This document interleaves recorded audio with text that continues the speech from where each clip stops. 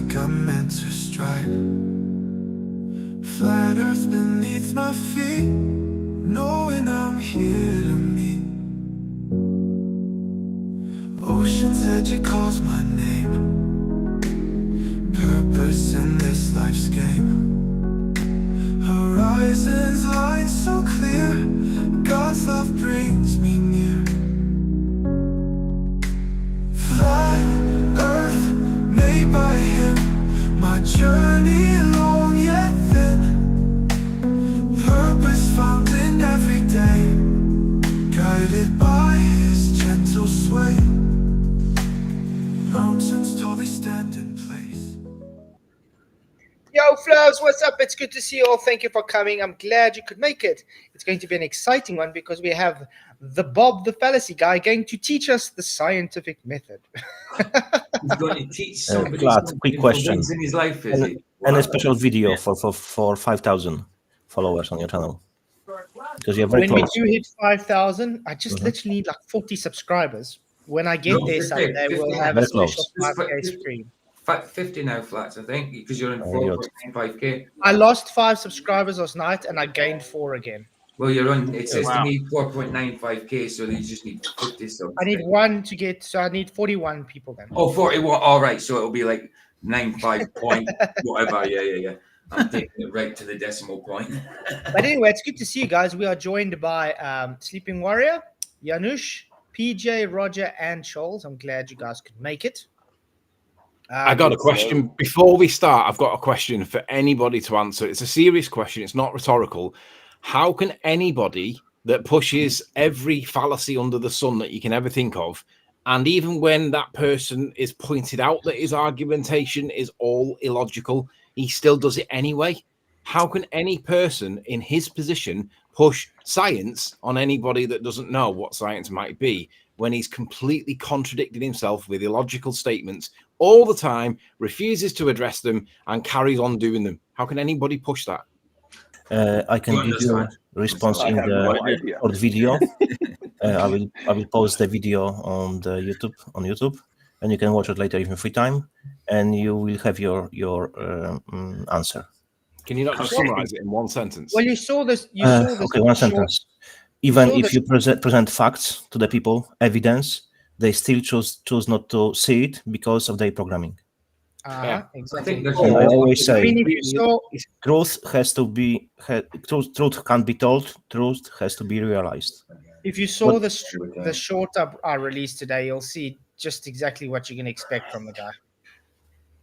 He doesn't change, dude. And I think he thinks he knows what he's talking about. It's not that he knows what he's talking about. He wants to be right so badly that he's ignoring that he's wrong. Or he's completely dishonest because he knows he's wrong. He knows he's begging the question, affirming the consequences, doing all the fallacies that we correctly point out to him, but he does it anyway. That's dishonestly. That's recklessness to the capacity that it's got to be dishonest. Yeah, I mean, he probably believes in his religion or whatever, his heliocentrism. But like you said, it doesn't change the fact that they are begging the question, and they know they're begging the question, whether the question that they are begging they believe in or not. They're still begging the question, and they know it. You know. Let's have a poll before we go. Let's ask: does Bob really believe? Does he honestly believe that he's in the right position because he's on a ball, or does he know that he's not? For me, Bob knows that he's not on a ball, but he pushes it anyway because you can't continually ignore the people criticizing you for being illogical and carry on doing that without being overtly dishonest, in my opinion. Yeah. I think pride is another big issue. A lot of people have a lot of pride and do not want to own the truth. They don't want to admit they are wrong because you're right, pride and ego. Bob would be one of those guys that would commit suicide if he realized that, if the evidence came on Sky News that it was flat, because that's the standard of evidence that he would accept. He would commit suicide because he could never show his face again because he would be so mortally ashamed because he's got too much pride and he will not admit that he was wrong. So he'd rather take the easy way out and put a gun through his head. That's what he would do. Unfortunately.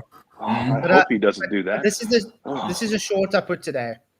I'm not going to say anything, and then you guys give your feedback on what's going, because this is just a short clip that he said in what you're going to watch tonight. And I just had to post this. Like, what's wrong with this guy? Test that prediction. That's where your independent, dependent, and controlled variables and all the other things they like to go on and on about. The independent and dependent variable is not part of the hypothesis. The hypothesis is your proposed mechanism that explains what you saw.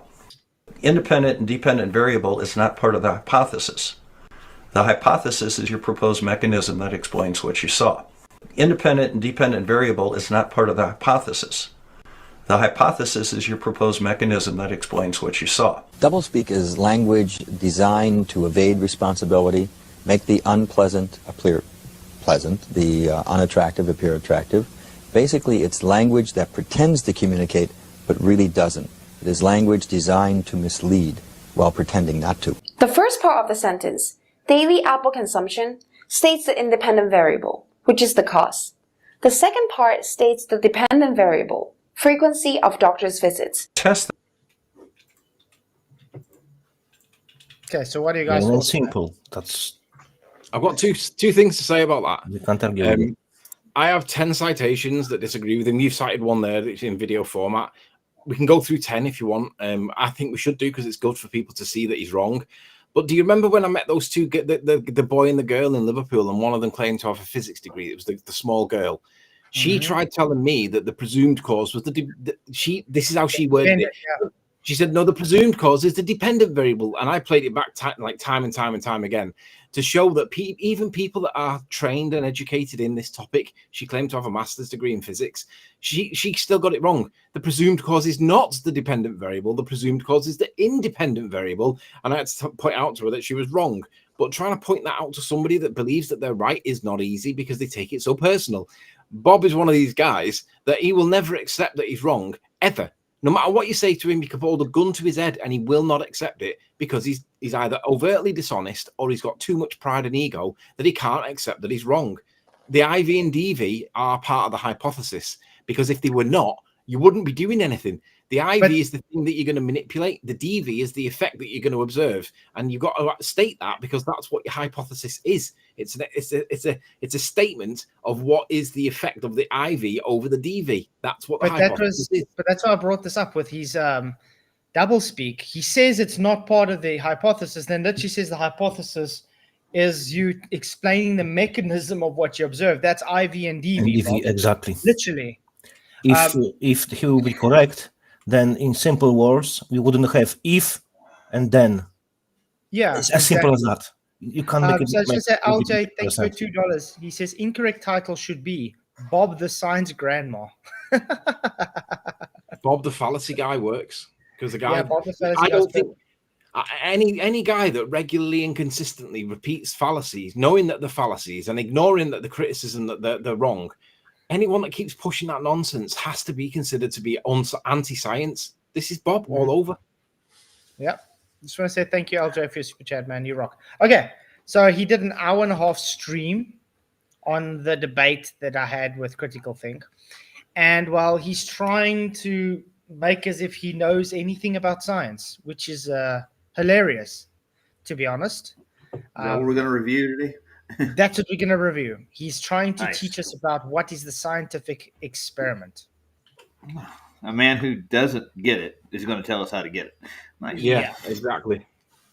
It's really telling. The guy has issues. He, like he said, he's got ego issues and he's got a lot of pride. So he can't accept that he's a moron. And the other thing he does is he presents himself in a way that appears to be authoritative. He speaks slowly. He speaks calmly. He presents as though he's a teacher, and he allows you to believe his bullshit by the way he presents it. There's a fallacy for that, but the point I'm making is that he relies on that presentation skill to sound persuasive, ignoring the fact that he's talking bollocks. Mm-hmm. Well, you saw the way he debunked the longest photograph in the world. He drew a curve underneath it. There you go, son. Anyway, guys, but before we start, please hit the likes, share the show. Let everybody know we are live because this is something that I think everybody should watch. Glober and Flat Earther should watch Bob the fallacy guy not understand a word he's talking about. He even brings up ChatGPT to help him, by the way. Really? Just to let you know. He took a page from Luca. Okay.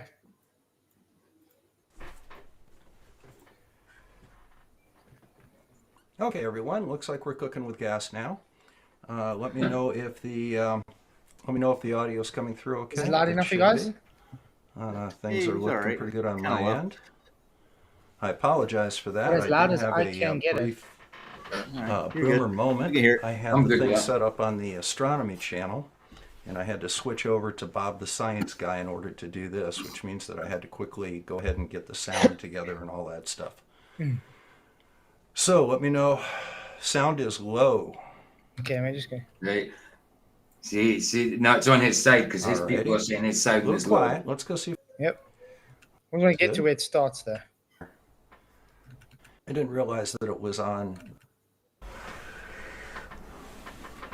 Okay, come, Bob. About 15. Yeah, that's better. Is the audio a little bit better right now? It's looking good on my end here on the. He's really loud now. I'm a little bit north of Mount Pleasant. So I'm in the northern part of the Lower Peninsula. Okay. That's good. We believe we have closed cap. Okay. Should be in pretty good shape. Okay, come, Bob. You know, I get a little bit. Okay. A live stream that Craig over at Fight the Flat Earth did, where he had a discussion between Critical Think and Flatzoid on the nature of a scientific experiment.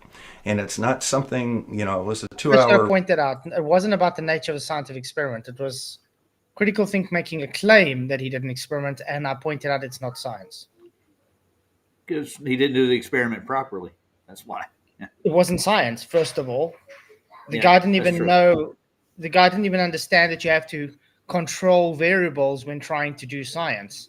The guy didn't even have an independent variable for his hypothesis, and he only used correlation. The guy was incompetent. There you go. It wasn't science. So what would be a scientific experiment that would actually prove their hypothesis? That the Earth is actually... There is no any of experiment if you can prove it. You can't prove something which is not real. Mm-hmm. Yeah. Exactly. And Bob the science guy is paying attention. Bob, you might listen and actually learn something tonight, which I doubt because it goes in this ear, sees nothing inside there, and goes out that ear. I think Bob's one of them guys that'll sit in chat skanking, and he'll not even be listening to this. We'll be on mute, and he'll be in there vomiting his rhetoric, completely oblivious to, because he won't respond to anything that we say. You can test it. Call him by name and ask him to answer a simple question. But in my experience with these guys, they come in, they go on mute, they vomit their rhetoric in chat, completely ignoring the criticisms against him, and then go off later on and then get little snippets where they think that they can twist it into something else. Like completely misrepresent the context of what was said, and then claim that the whole hangout was a joke because of it. It's just the most dishonest behavior I've ever seen. Let's make a small experiment. Do you know what would happen if you would put flashlight to his right ear? It'd come out his left ear. Yes. Nice. Yeah, so I wanted to ask a question. They're actually trying to prove gravity, right? That's what they're doing with the scales? No, they're trying to prove the Earth rotates. Why would you weigh things if the Earth rotates? How does that change? Because of centrifugal force. So they're trying to say because the Earth spins and you change location and everything, and then because of that, the weight's changing because gravity's different at the poles compared to the equator. That's just bullshit. Yeah, they don't take elevation into context here at all, do they? They don't take anything into context. They don't take any controls into consideration because as soon as they do any controls, it invalidates their claim. So they need to ignore everything and say, oh, you see, it came close enough to what I predicted, so therefore science. No.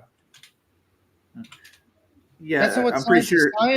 Science is there to help you establish what was the presumed cause for the effect observed. They make a prediction, have a whole bunch of different correlations, not even taking any controls into account, and just saying, well, I got the results I wanted, so therefore it's fine. Well, like for instance, in a vacuum chamber with the scales and stuff, when you have absolutely no air in there, what's it proves that air pressure does cause the difference, right? On the scale. There's many things that change with pressure, with the scale, with any environment. Pressure change, the temperature change, the movement. You have the magnetic fields that change it.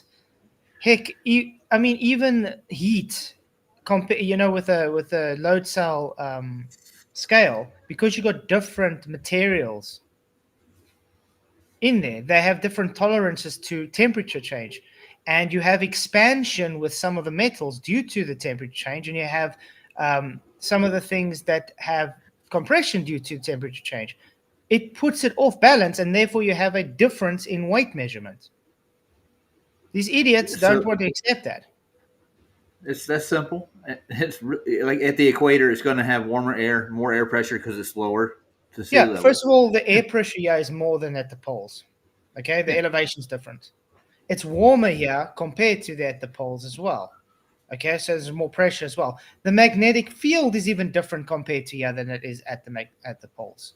So there's so many things that can contribute to giving a difference in a reading. The fact the guy didn't even want to calibrate his scale showed he knew if he calibrated it won't give his result he wanted. So it's a gimmick. Yeah, got it. Okay, but yeah, let's carry on. Live stream that he had, we're not going to do all of that, of course, but it just does not, it's not very conducive to doing a 10-minute video on it. So what I'm going to do is I'm going to go ahead and maximize this screen. And let's just double check, make sure it's nice and pretty. Maybe resize it a little bit so that it... Yeah, sorry guys, he's not very professional when it comes to live streams, as you can see. So it's every time he tries to pause to say something as well, it takes him like a decade for him to actually get on screen to say anything, just to let you know. As much as I try to organize my live streams, like I download my videos beforehand, I get the thumbnails done, get everything scheduled and all that. When I get to the live stream, I'm not very professional either, to be honest. But yeah, I mean, I wouldn't, like you said, when you pause and you leave like 10 minutes in between what you're saying, then there's a problem. Yeah. It's like literally he just has to pause it and show himself on screen, and you sit there counting, yes, it's been like 10 seconds. Where are you? You know what I mean? Yeah. We get a little bit more of it in. Okay, get to a start, man. Come on. So let's go ahead and make sure that the audio for it's about, oh my God. And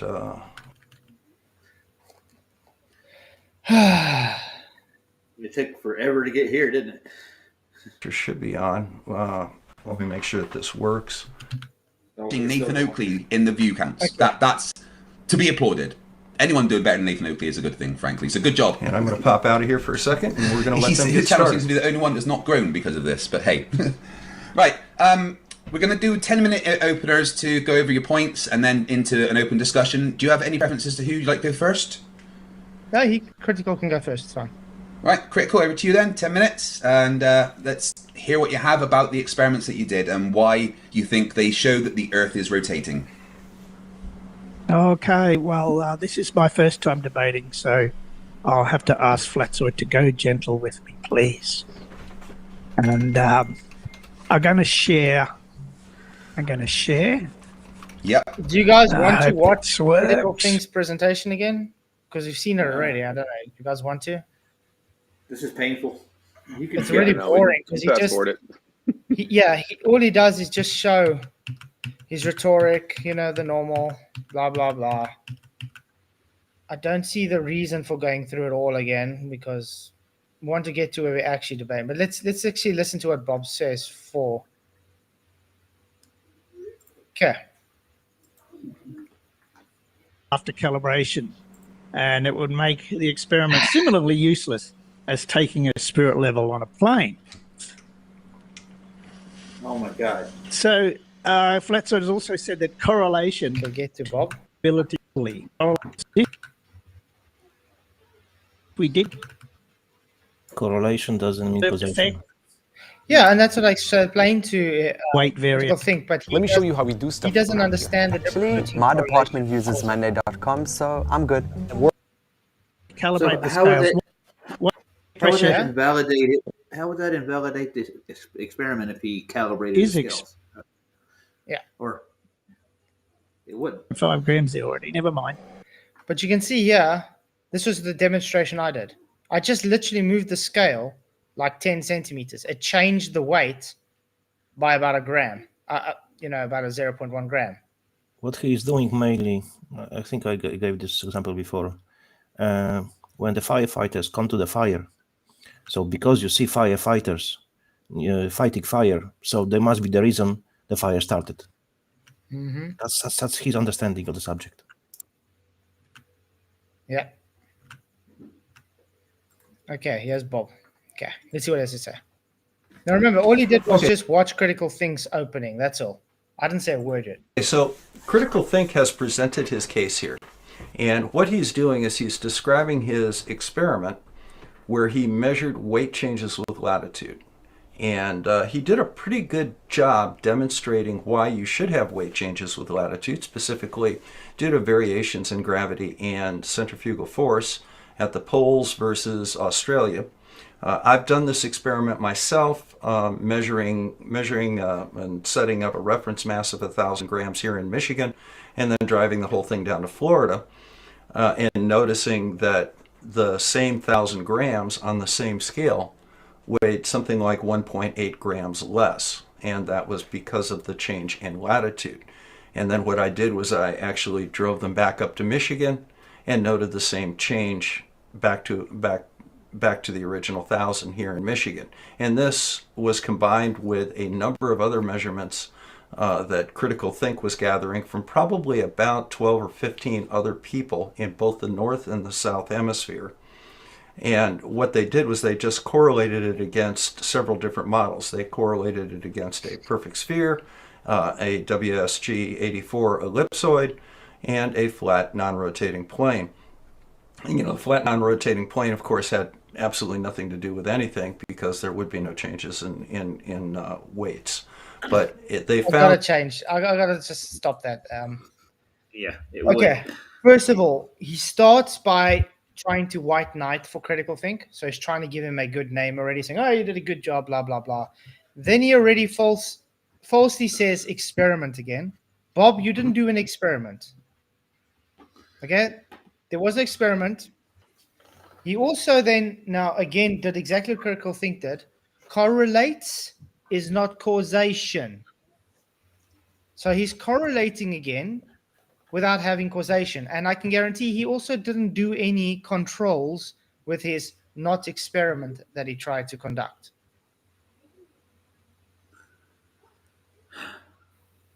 I can guarantee you the temperatures were different.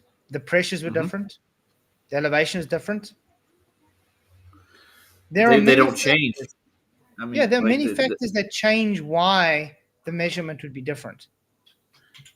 But because they correlate and they only want to envision it's because I believe the Earth rotates, therefore it is. So it's not true.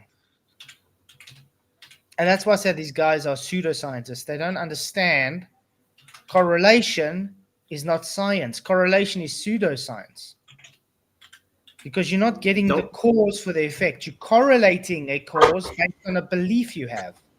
They do understand this, though. Bob's not stupid. He's a GP, right? Or he was a GP. The guy's not daft.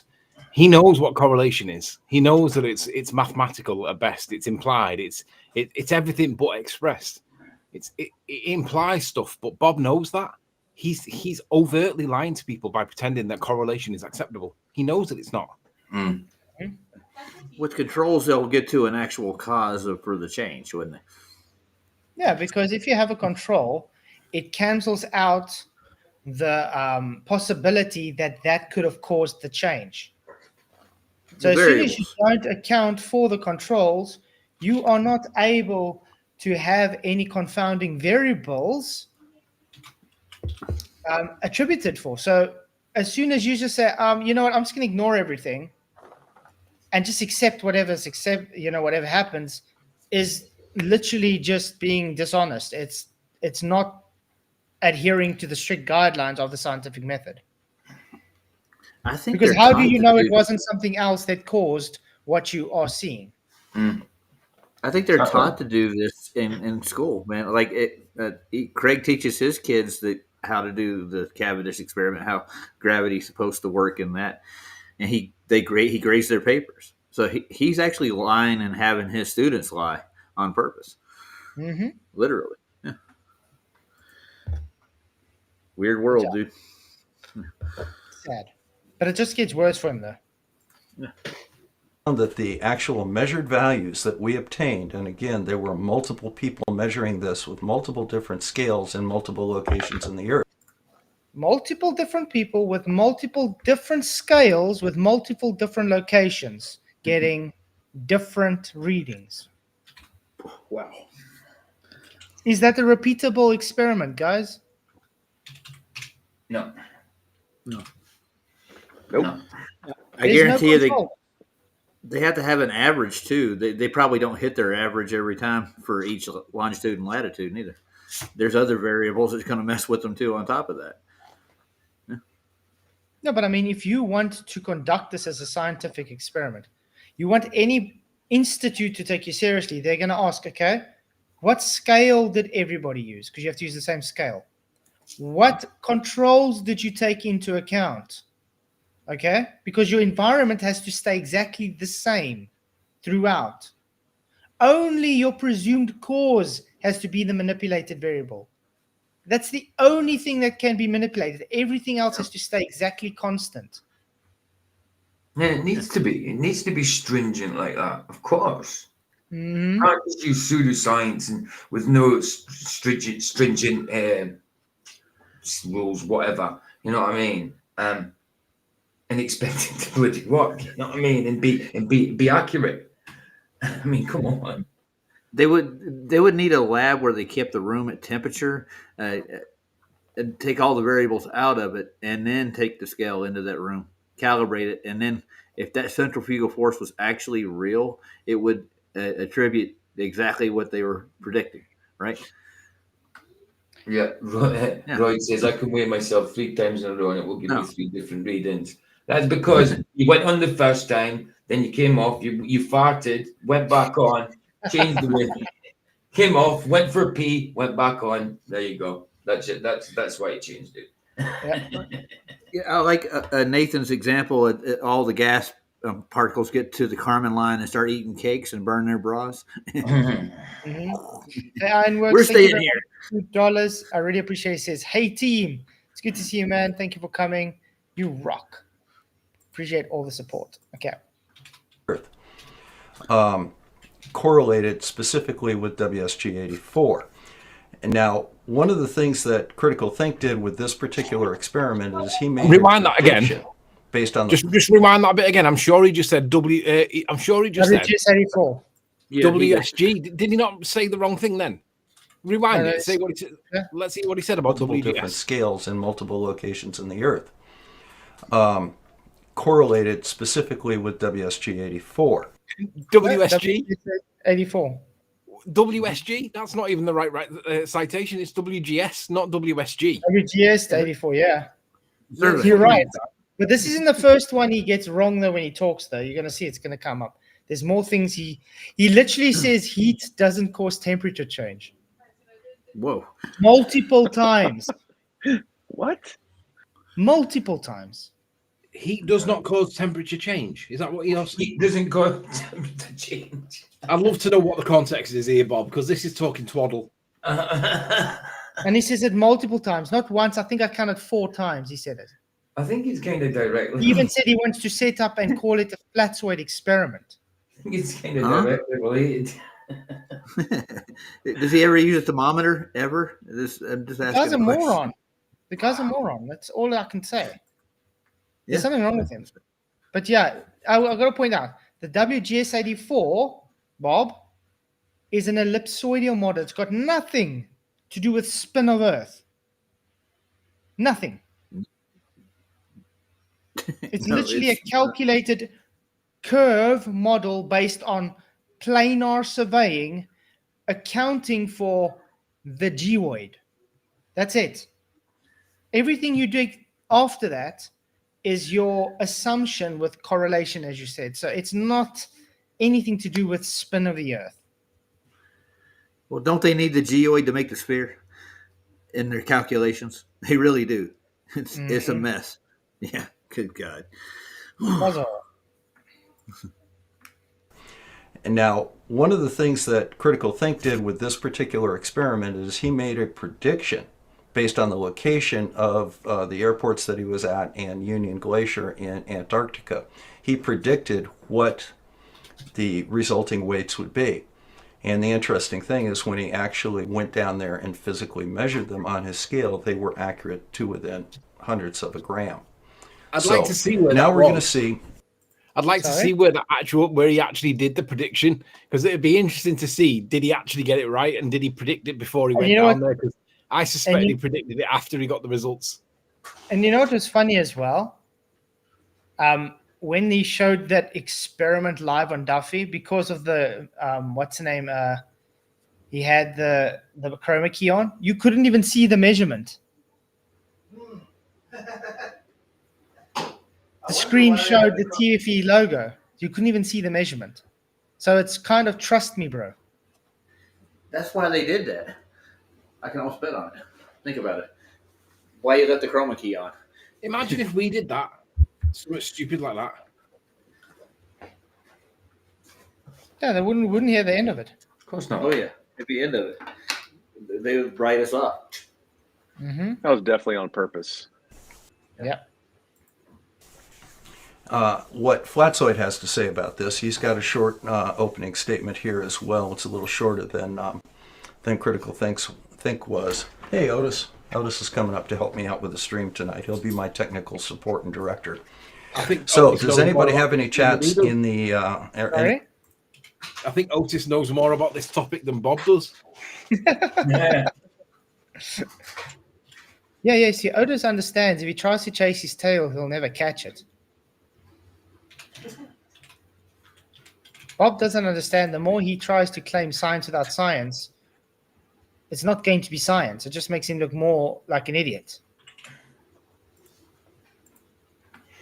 Any questions in the chat? Anticipated of Flatzoid even beginning to speak. Okay.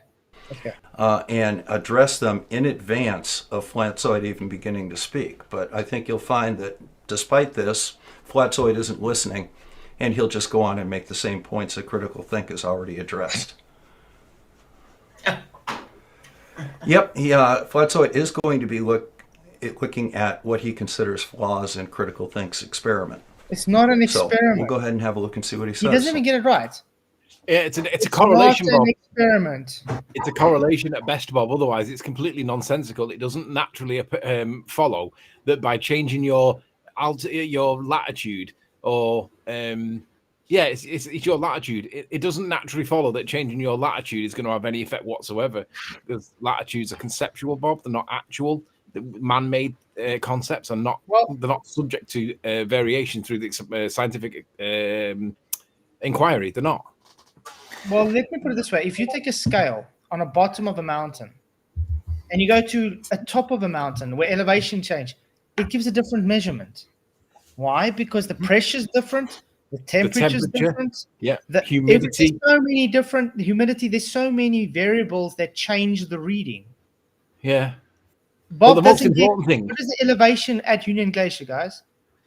2,000 feet, wasn't it? Yeah, meters. I think it's around 3. Much higher than Critical Think's home in Australia. Yeah. Oh yeah. They My don't question think is, with this. They don't think. Their so-called The thing is, predictions, they take it off the correlated list from the USGS survey, and that's where he gets his predictions from. He didn't actually sit down and figure out the centrifugal forces. He just read it off a list. And by the way, those predictions he made, those predictions were made by previous people before. Yeah. So he's not really doing any experiment No, at he's all not or doing any anything kind new. He's not doing anything new. Sorry, Anthony, I didn't mean to cut you off. But yeah, he's not doing anything new. Yeah. Okay. But let's listen to Can we what get I out of say here? quickly. I have a very quick open. turn my mic off. Yes, Bob. Bye. I have 12 emails, 30 messages, and a proposal due by 10. How am I already underwater? I'm in the... Okay. Bye, Bob. Okay.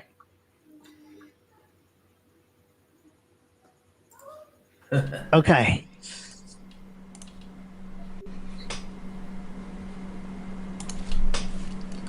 Right, got 3 minutes 20 left.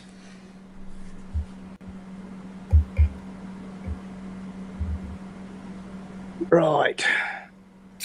I am pretty much done with that presentation. I must have rushed through it. Okay. But, Awesome. Right, I'll stop your time there. Thank you very much for that. Critical Think, guys, once again, you can find the information for Critical Think's GoFundMe to help cover the costs of him going to Antarctica, which he funded himself, both in the description and now, as my amazing mod will be posting it in the chat. Thank you very much for that. Flatzoid, over to you for your 10-minute introduction as to why you disagree with everything that Critical Think has done. 10 minutes starting when you start speaking. Cool. Actually, I don't need 10 minutes, but to say thank you, Critical Think, for coming and making my point and literally refuting your own argument in your own opening statements. You started off with saying you have correlation, not causation, so that already makes it not scientific, because scientific method strictly is about the causation for the effect observed. You didn't observe an effect, you made a correlation-based faux pas when saying I don't need to calibrate it. The whole reason you say you don't need to calibrate it is because it will give a different result. It will give the same result. So therefore, the scale is going to give a different result. Just by moving it alone changes the scale's weight.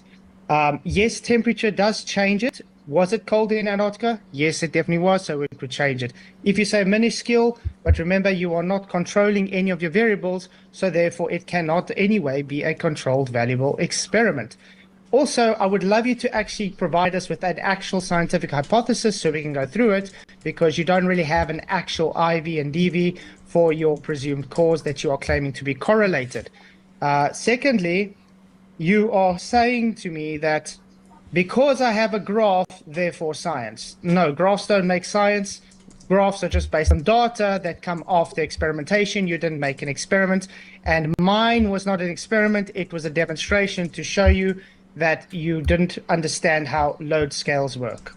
And yes, mine works on grams because I use it for paint mixing, which has to be very accurate within 0.01 grams.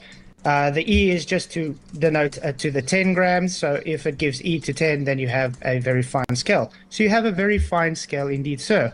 Would be great if you actually calibrated it like you would, because that means it's very sensitive to movement as well. Remember, you placed it onto an airplane with a lot of turbulence. That load cell did move out of place, and it would give a contemporary of a change in the scale. And yeah, I just think you don't understand the main basics between correlation and causation, and you don't understand that if you are using science, you have to have strict guidelines and you have to have actual control variables that you couldn't keep to. So that would be incompetency. So yeah, that's my opening statement. Okay, well, you still had 7 minutes and 45 left. I guess I'll stop that there, and we can just go into a back and forth. That was quite clear and concise. Made all the points I needed. It's the one. Do you know what? It's really bad style when they do this, so that you have to think on the spot for the things that they're addressing. What they really should do here is they should have an advanced disclosure where he makes his initial statement with the points he's going to make, and he tells you what points he's going to make. You then tell him what you're going to respond to his points with by saying what you're going to respond to. So then he knows what you're going to come back with, and then he gets the ability to respond to that, and then you can respond to it, because otherwise all you do is you create about 10 things that on the fly you can only really remember 3 or 4 of them.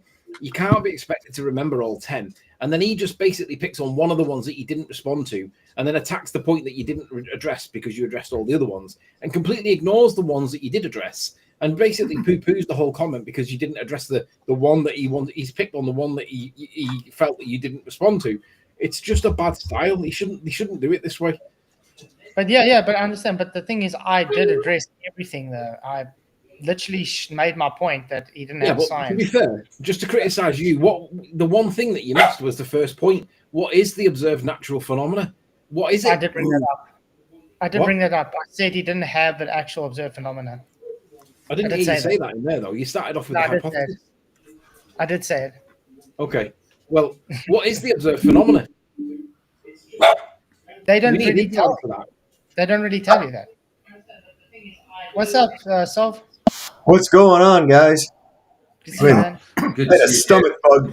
I had like a stomach bug the last couple of days, man. I don't know what it was. After I got off your show the other day, went in there in the living room, and all of a sudden I felt tired as hell, and it was just I felt like crap. I don't know what was going on, but I think I'm back to normal now. It's because all the toxicity from people that just want to cause shit everywhere.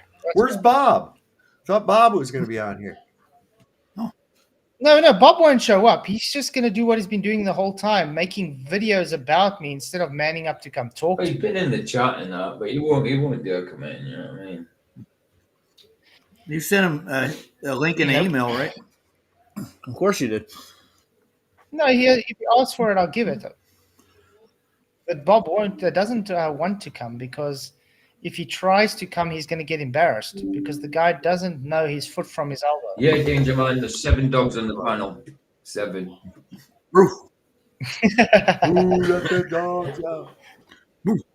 Okay, so you heard my opening. Let's see what Bob has to respond to about my opening.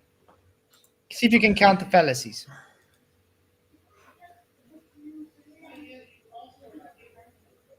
When he finally wakes up to talk. Okay, so where are we right now? Now, notice that the names calling has already started. What? Name calling? When did I call a name anybody? For fallacy 1 already. Admom.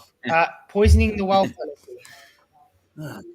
I didn't, and he lied, so that's 2 fallacies. I didn't, can anybody point out where I made any insult anywhere there? Name calling. It's funny.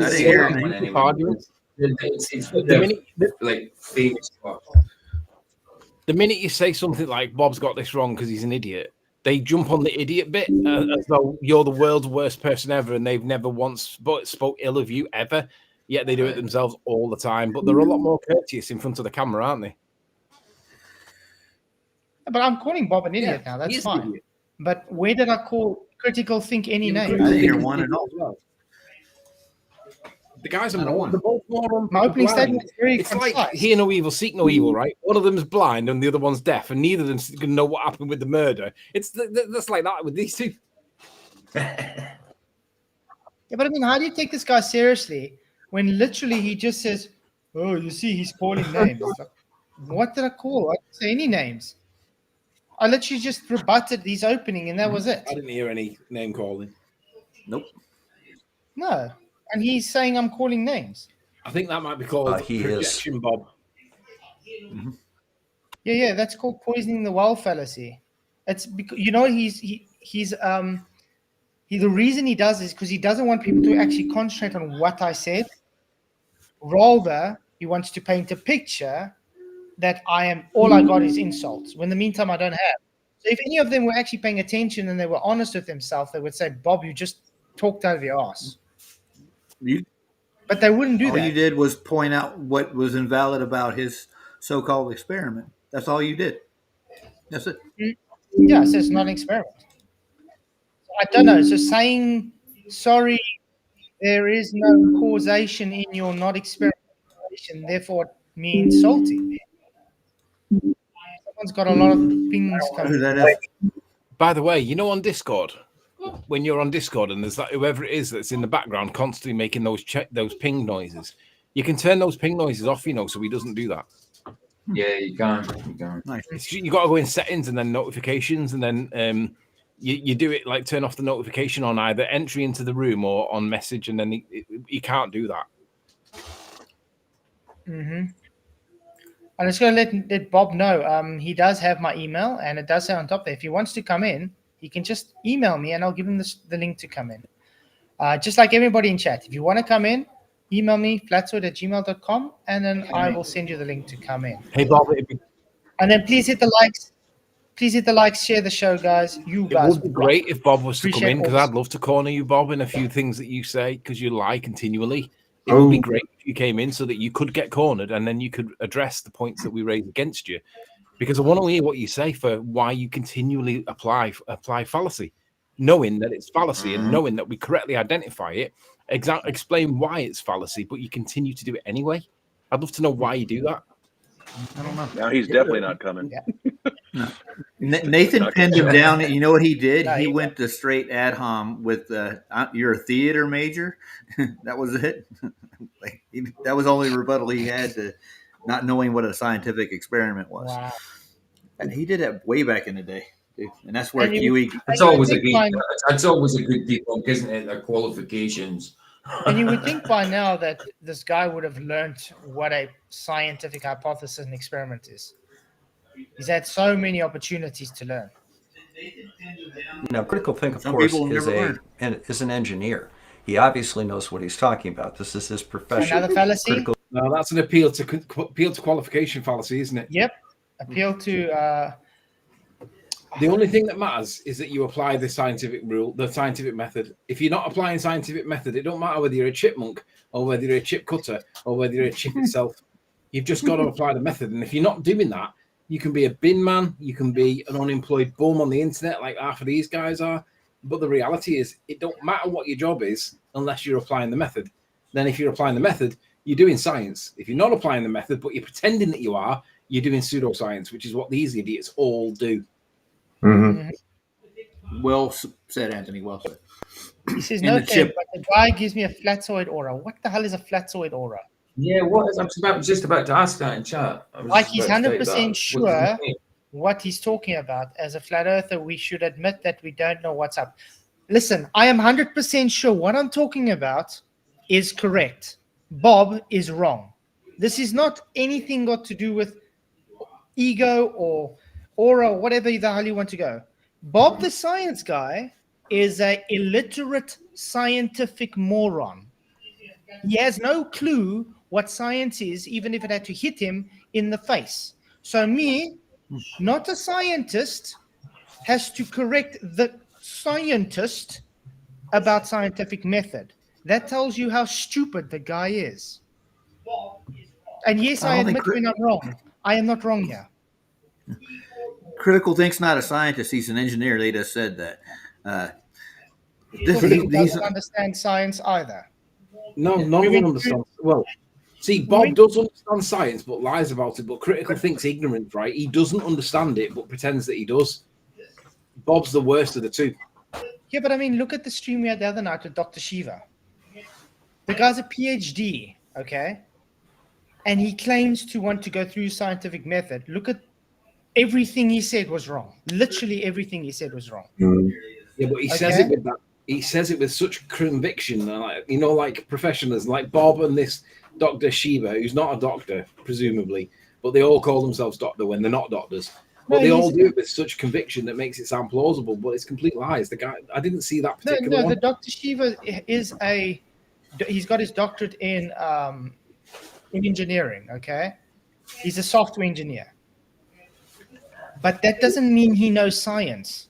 No, it doesn't at all. It's an appeal to Just qualification. like Critical Think is an engineer. Doesn't mean he's a scientific engineer. He doesn't know anything about science. Just because he's an engineer doesn't mean... Heck, let's put it this way. Maybe Critical Think can engineer a toilet roll dispenser. Does that mean he knows science? No. The girl I spoke to in Liverpool claimed that she had she had a degree in quantum... I'm sure she said quantum physics. But if that's true, that just demonstrates that you might be trained in one thing, but when you try and cross-apply it into something else that you don't know what you're talking about, you're just made to look stupid. Because she told me that the presumed cause was a dependent variable, and it isn't. The presumed cause is the independent variable, and you've got to manipulate it, right? But she's got a degree in quantum physics. And I'm like, yeah, you just made yourself look stupid, love. And I jumped on that and over and over and over again because it's stupid, it's wrong. Well, that's what Critical Think's doing. Don't matter whether you're the best locomotive driver in the world. That doesn't mean that you know anything about science. It's like asking a footballer or a tennis player to talk about science. They don't know what they're talking about. Well, that's what these are doing. Mm-hmm. Right. So why would we go to these people for any answers? That's my question, dude. I mean, because they apply the stolen valor argument, the stolen valor fallacy, which is I might be reasonably good at one thing, but I'm going to steal valor from someone else by implying that I'm good at both, and that people think that that's credible. Okay, whatever, dude. No, I don't. Okay. So think sprays paint for a living.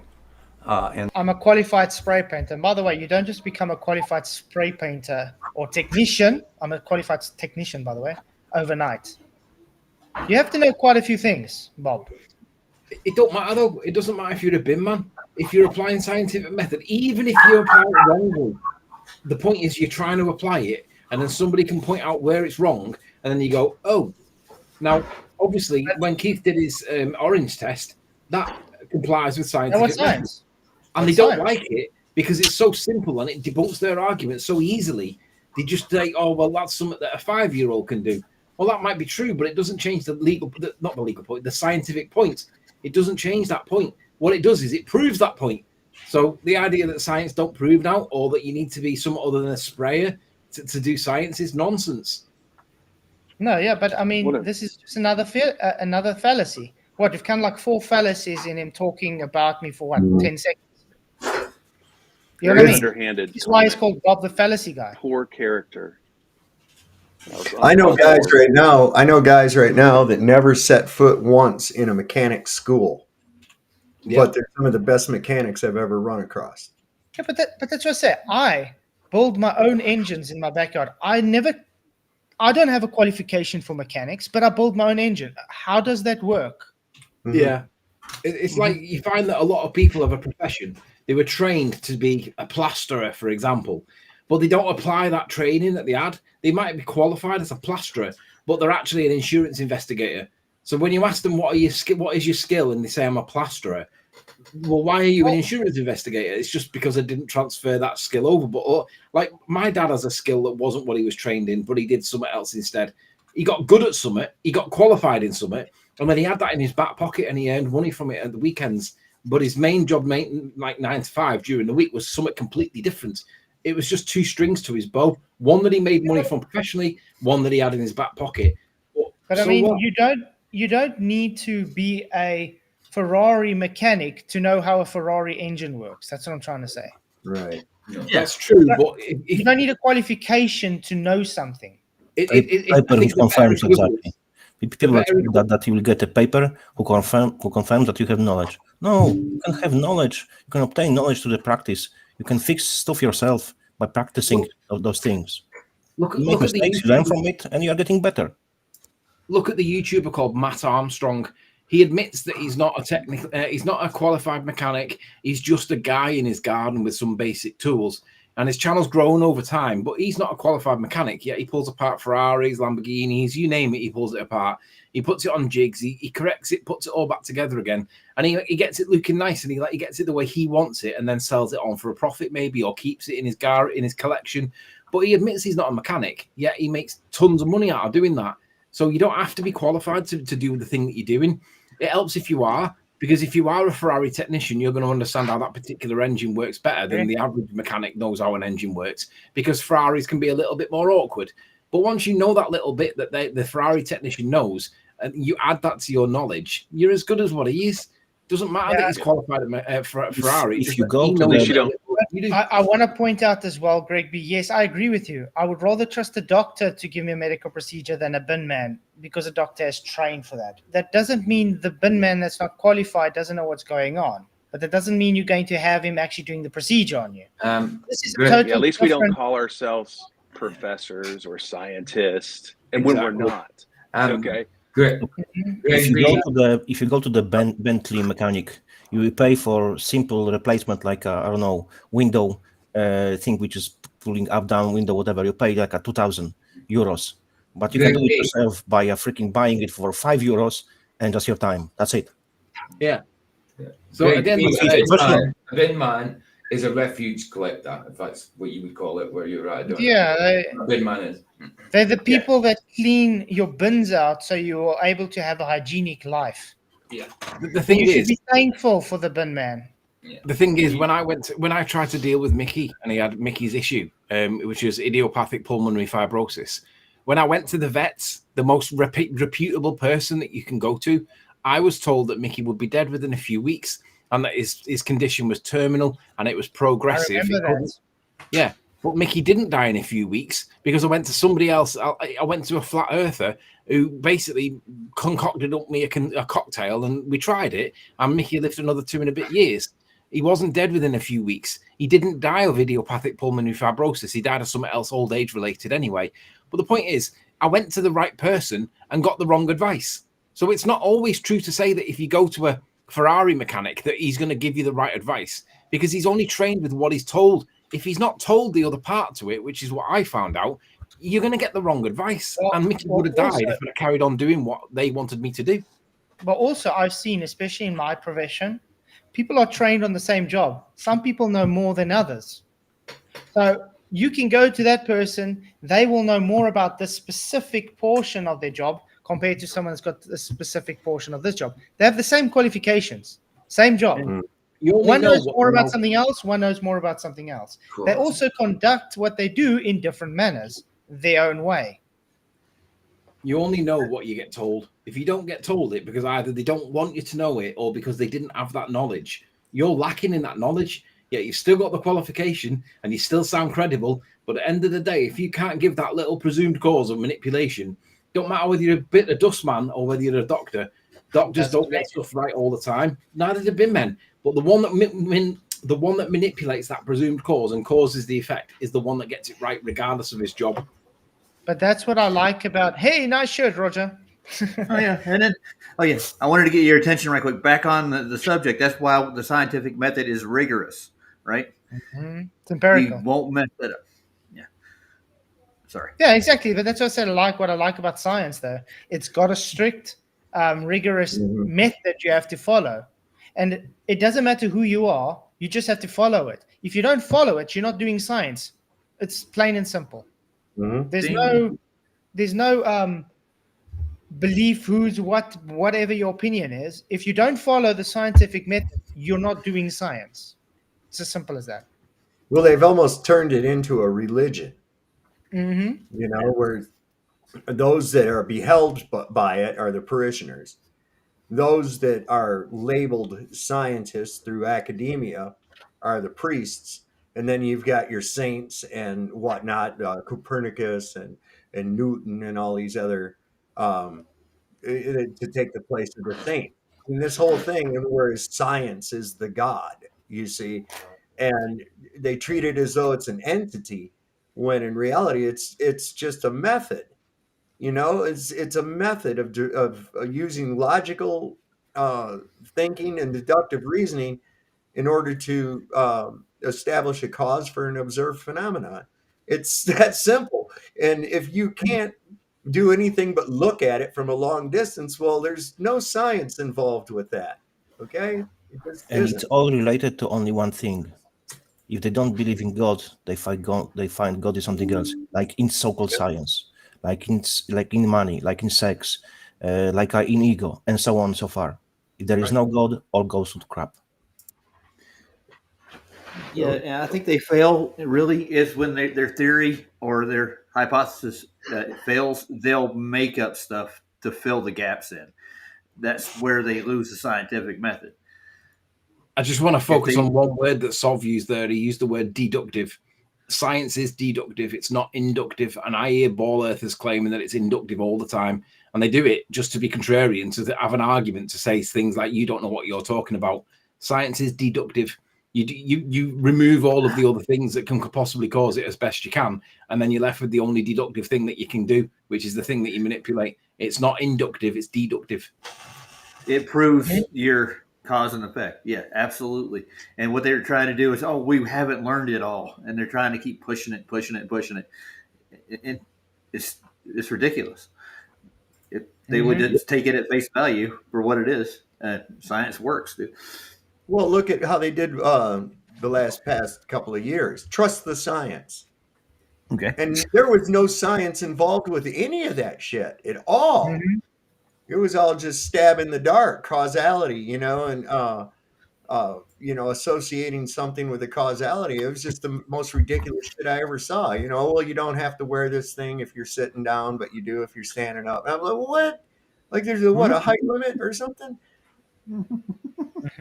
But that's science. No, it's not. Where was it? Let me see the experiments that led to this conclusion.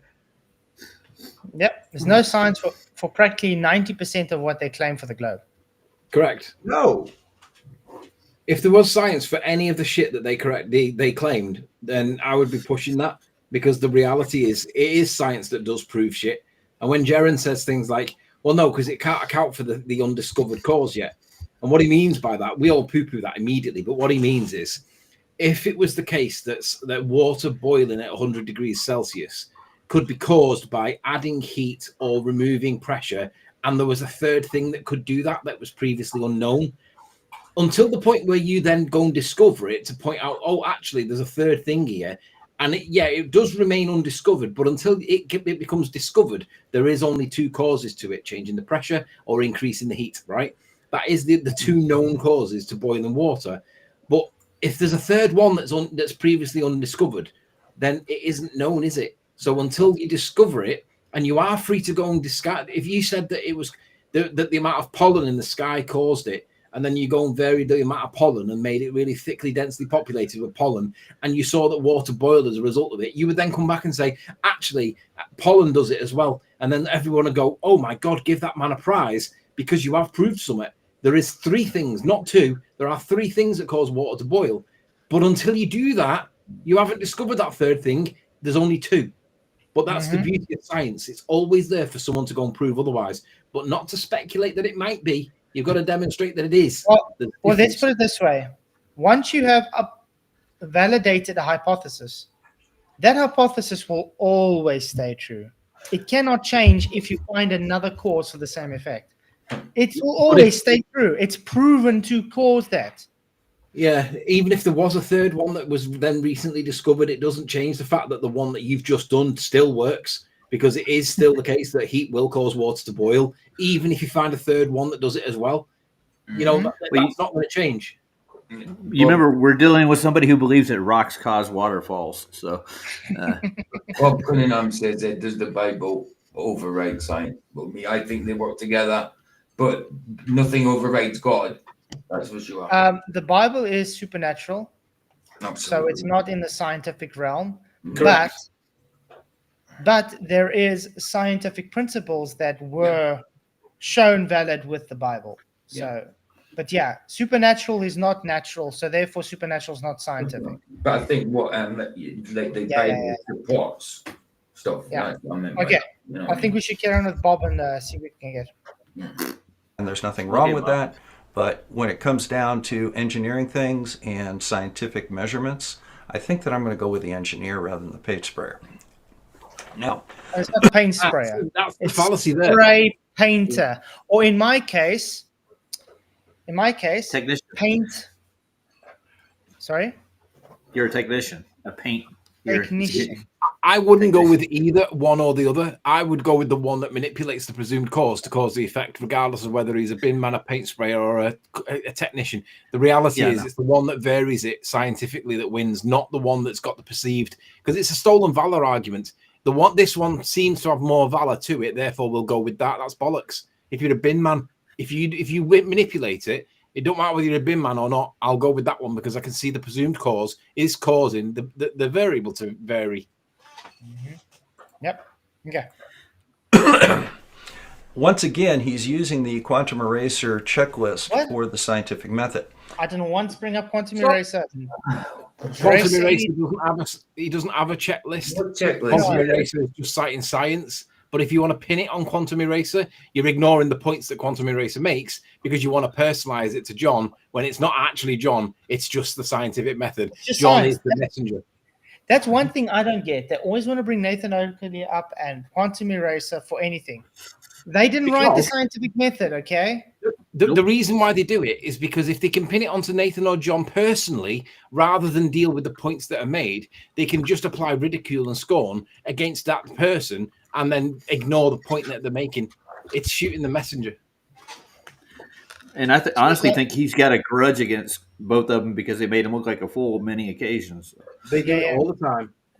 But what's the problem, though? Is the problem Nathan and John making him look like a fool, or is it that he's a fool? They said he's a fool, dude. That's the problem. Yes. Yeah. And he He's projecting it back on them. Everything Exactly. that's wrong with what his arguments are. But he You didn't know, bother Bob Nolan is a actually fallacy defining guy any of for the a words. reason. He's asking, what are the components of your hypothesis? He doesn't apparently know what a hypothesis is. Now, the scientific method, for those of you that need a refresher on Did it, he just tell me I don't know what a scientific hypothesis is? Yes, he did. Yep. He certainly did. Well, it's a defined term, right? It is an expression of a cause and effect relationship by definition. So let's hear what he says it is, because I guarantee he won't use those words. He did. Don't think that's anybody, but I'm going to go ahead and do it anyhow. The scientific method has a number of parts to it. It's a method. It's not a checklist. The first thing is ask a question. The second is propose an answer to the question. No, that's not a hypothesis. The first step's not ask a question. It is observe something happening, because you need to know. But that's not a hypothesis. That's before hypothesis. Yeah, but he's talking about step one now, isn't he? He said the first that's step also not is, step one. Step one is yeah, he's not observe got step natural one phenomena. right anyway. No. You first observe natural phenomena, then you ask the question, what you think causes. So you do research, then you create your hypothesis based on the research, then you do the experimentation and do analysis on the experimentation. You take that data and then what the hell is wrong with this guy? You compare it to your hypothesis. Yeah. Yeah, this guy is a... Yeah, so like an observed natural phenomenon might be a spontaneous outburst of fire in the bushland, and you go, bloody hell, there must be arsonists in the area, and then you work out that there's no people in the area. It was in the middle of nowhere, and there are no people. And then you wonder what might have caused that to start fire. Like, how could a fire start all by itself? And then someone goes, it's quite a moist morning. There's dewdrops everywhere. And then you wonder whether dewdrops might have like acted like a lens and concentrated the sunlight onto a particular point, like a leaf that's dry. And then maybe that might be how started it. And then you start testing. Or like here in the bush, we have a lot of bushfires because people leave broken bottles lying around. And it's a dry area. The light gets refracted through the glass bottles and woof, a fire breaks out. Yeah. Or Dewdrops cause it as well.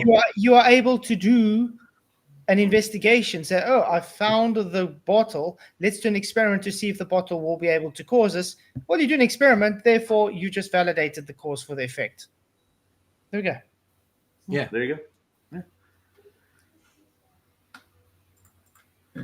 That's your hypothesis. Then what you do is you make a prediction. You just said that's a hypothesis. You said ask a question, that's your hypothesis. No. I was going to say, he's just started that by saying that's your rewind that. Let's hear what he said was a hypothesis, because that wasn't one. Is ask a question. The second is propose an answer to the question. That's your hypothesis. No, it's not. A hypothesis has to identify clearly the cause and effect relationship. That's what you've got to do. So I believe that this is causing that, whatever this is. And if it's not that, you'll prove that it weren't that. And if it was that, you'll prove that it was. But in no way is asking a question. And then what did he say? Do some research. He said answering the question is an hypothesis. That's not a hypothesis, Bob. You don't know what you're talking about. People are more stupid for listening to you. Answer the question. This is insanity. Yeah. I don't even know how that makes sense at all. The guy actually says this and he thinks he's really saying the right thing. You can tell by then what you do is you make a prediction based on assuming that your hypothesis is correct. Okay? And then you conduct an experiment to test that prediction. That's where your independent, dependent, and controlled variables and all the other things they like to go on and on about. The independent and dependent variable is not part of the hypothesis. It is, Bob, because if it wasn't right, you wouldn't have that an if-then statement, would you? I think this discarded glass bottle caused a fire. So the bottle was the cause and the fire was the result, the effect. So if you don't say those two things, you ain't got a hypothesis. So they've got to be in there. The IV is the thing you're going to manipulate. The DV is the effect. They've got to be in there, Bob. But that's why I say he doesn't know what a hypothesis is, because the hypothesis is a statement that you presume is a cause for an effect observed. Correct. That is what a hypothesis is. It's an expression of a cause and effect relationship. That is it, Bob. Not asking a question. That's not a hypothesis. And I'm a bin man, and I know that. I'm sorry. Did I say that? We should all be bin men. You know what? For this hangout, we should all be bin men because the whole gaggle of bin men are going to correct this idiot. Oh wow! Nice. How do you get a degree in being a bin man? That's what I want to know. Where do I go to school? How does this guy think that anything he's been saying is correct? But he's convinced about what he's talking about. Yeah, he's deeply convinced about this stuff. I don't know what's more scary, the fact he actually thinks he's right, or the fact that his audience thinks he's right. It's both equally scary. It's just a clusterfuck, isn't it? That's what it is. So it's Dunning-Kruger on both sides, his audience and him. It's completely the definition of it. What it is from the audience perspective is they want to be told the convenient lie. They don't want the inconvenient truth because it shatters their globe delusion. They want the convenient lie because it soothes their ego. They want the real tickle. They want the real tickle. Exactly what it is. Wow. Back to Bob. Hypothesis is your proposed mechanism that explains what you saw. And there he just contradicted himself because he said there's no IV and DV in our hypothesis and said it's a proposed mechanism for what you saw. So IV and DV, Bob. It's not a proposed mechanism, Bob, at all. Nowhere does it say that. We could cite stuff that defines what the hypothesis, and absolutely none of them anywhere would ever define it like that. Notice he doesn't support his citation with anything. He doesn't support it. Yeah, but he keeps contradicting himself. He said the hypothesis has not got an IV and DV, and then literally his next breath says it's the presumed, it's what you think causes the effect. That's what an IV and DV is, you moron. No, he said it was the explanation of the. Play it back. It was the explanation. Which is IV and DV. That's not what a hypothesis is. Look. To test that prediction, that's where your independent, dependent, and controlled variables and all the other things they like to go on and on about. The independent and dependent variable is not part of the hypothesis. The hypothesis is your proposed mechanism that explains what you saw. Yeah, that's not right, Bob. It's not the proposed mechanism to explain what you saw. That's just nonsense. That's an interpretation of the effect.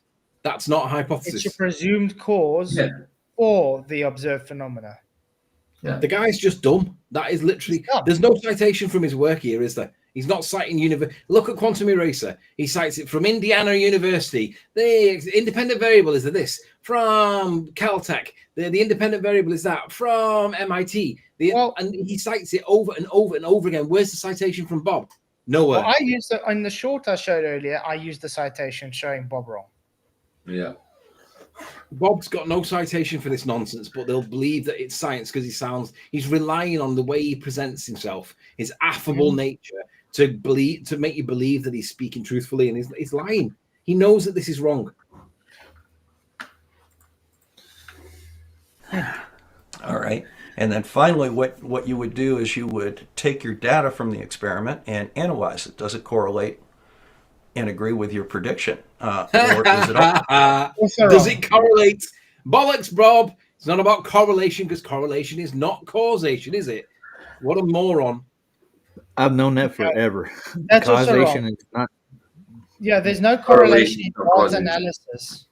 You've already done your causation. You've already done your test. You saw this what caused the effect.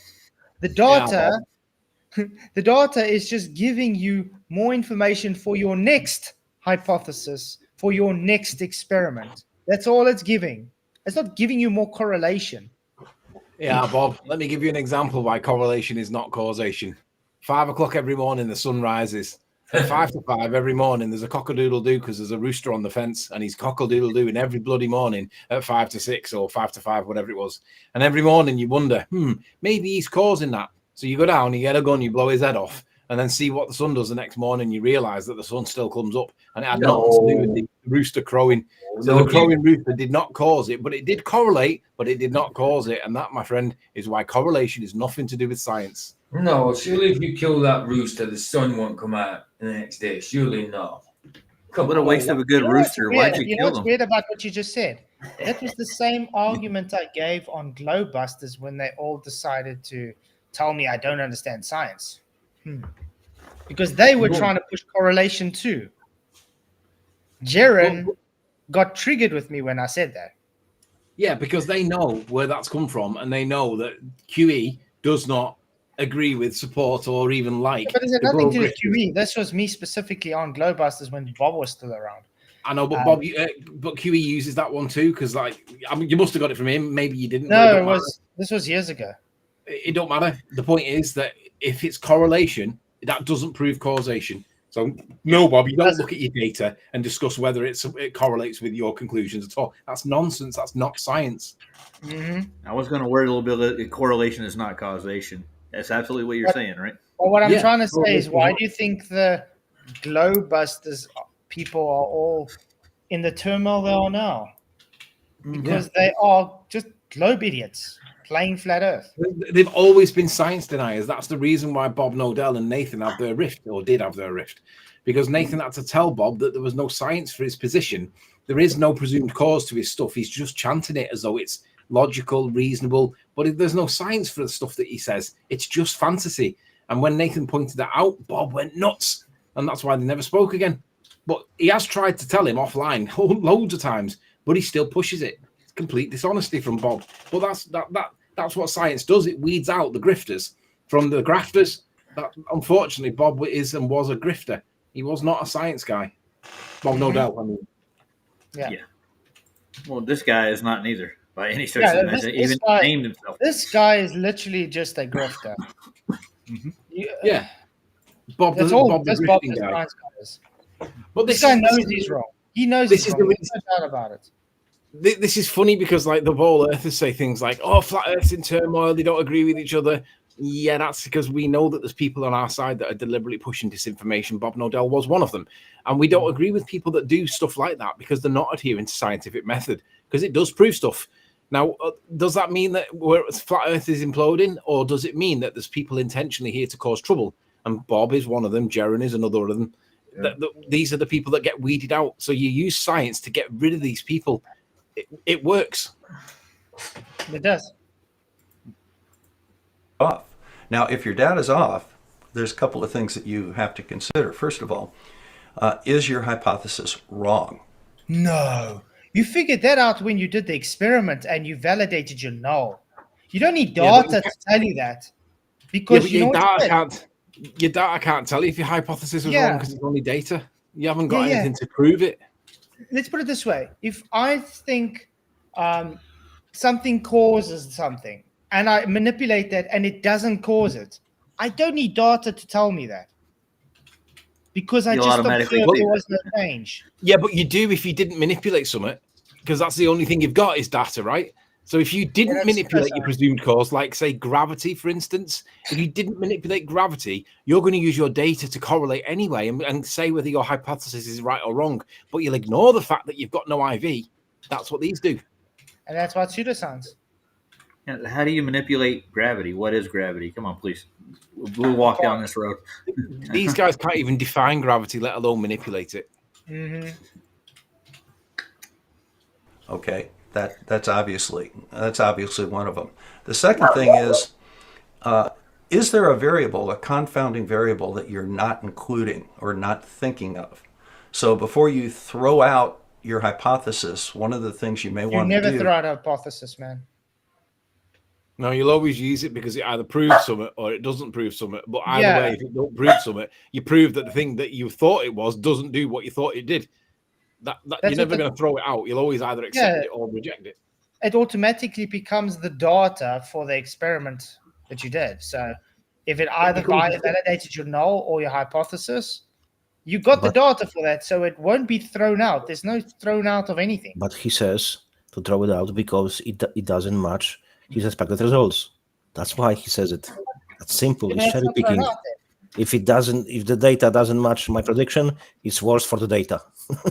Yeah, and he's also saying this because if you believe that you're on a ball and you believe that if you go up a mountain, you're getting further away from the center of Earth, therefore it gets lighter, and it actually goes the other way around and it actually gets heavier and it doesn't support your model, then you are going to have to throw it out if you're a ball earther because you haven't varied anything in the first place. You're correlating. And if it's not matching what you expect it to do, he's just said you throw out your hypothesis. Well, actually, you accept that it didn't match what you thought was going to happen, and therefore you're not on a globe.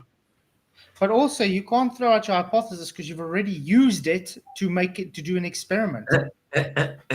Of course. Then you It's look like- for new variables, it- right? Yeah, it's like saying a farmer goes and decides, okay, I think I should go and quickly cut down all my wheat, okay, and then he goes and cuts it down. I shouldn't have done that, so he throws it away. And then realised he was a bovine farmer. You've already done it. Yeah. Yeah, of course. Is have a look and say, well, is there something that I'm missing here? It may be something obvious, like a measurement error or a problem with something, or some of the things that Flatzoid talks about here in a little bit. But that's kind of where you go with it. I really don't like the idea of calling people names. The fact that he's calling critical thinking competent. That's not calling names. Not He calling is a incompetent. name. That's That- not an insult. He's incompetent because he didn't take any control variables into account. That's called incompetency. Yeah, It's that's not an It insult. is incompetence. That's an opinion about his character, about his actions. It's nothing. Yeah, it's got nothing to do with his character or insulting him. It's incompetence. I That's agree, what you it's call it. incompetence. Exactly. What else I is got that accused. called?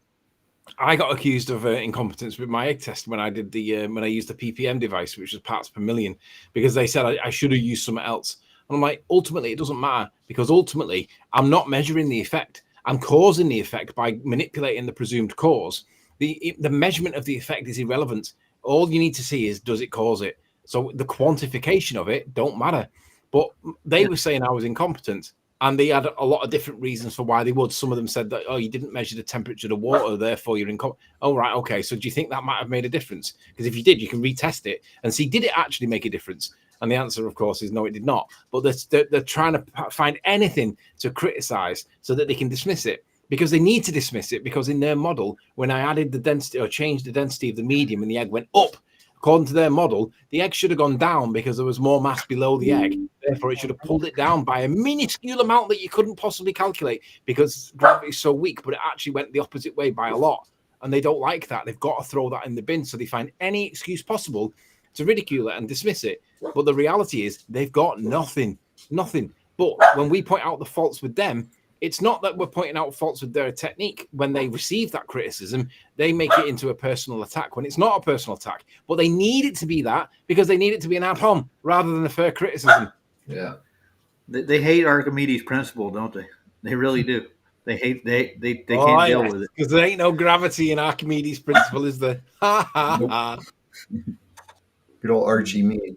I like that guy. Archie Mead. He was taking a bath one night. Eureka! Displaced the water. Yeah. Is just uncalled for. Now, I'm not going to be calling either of them names. Which is a lie, because if you go to the end here, all he does is call me names. So, yeah.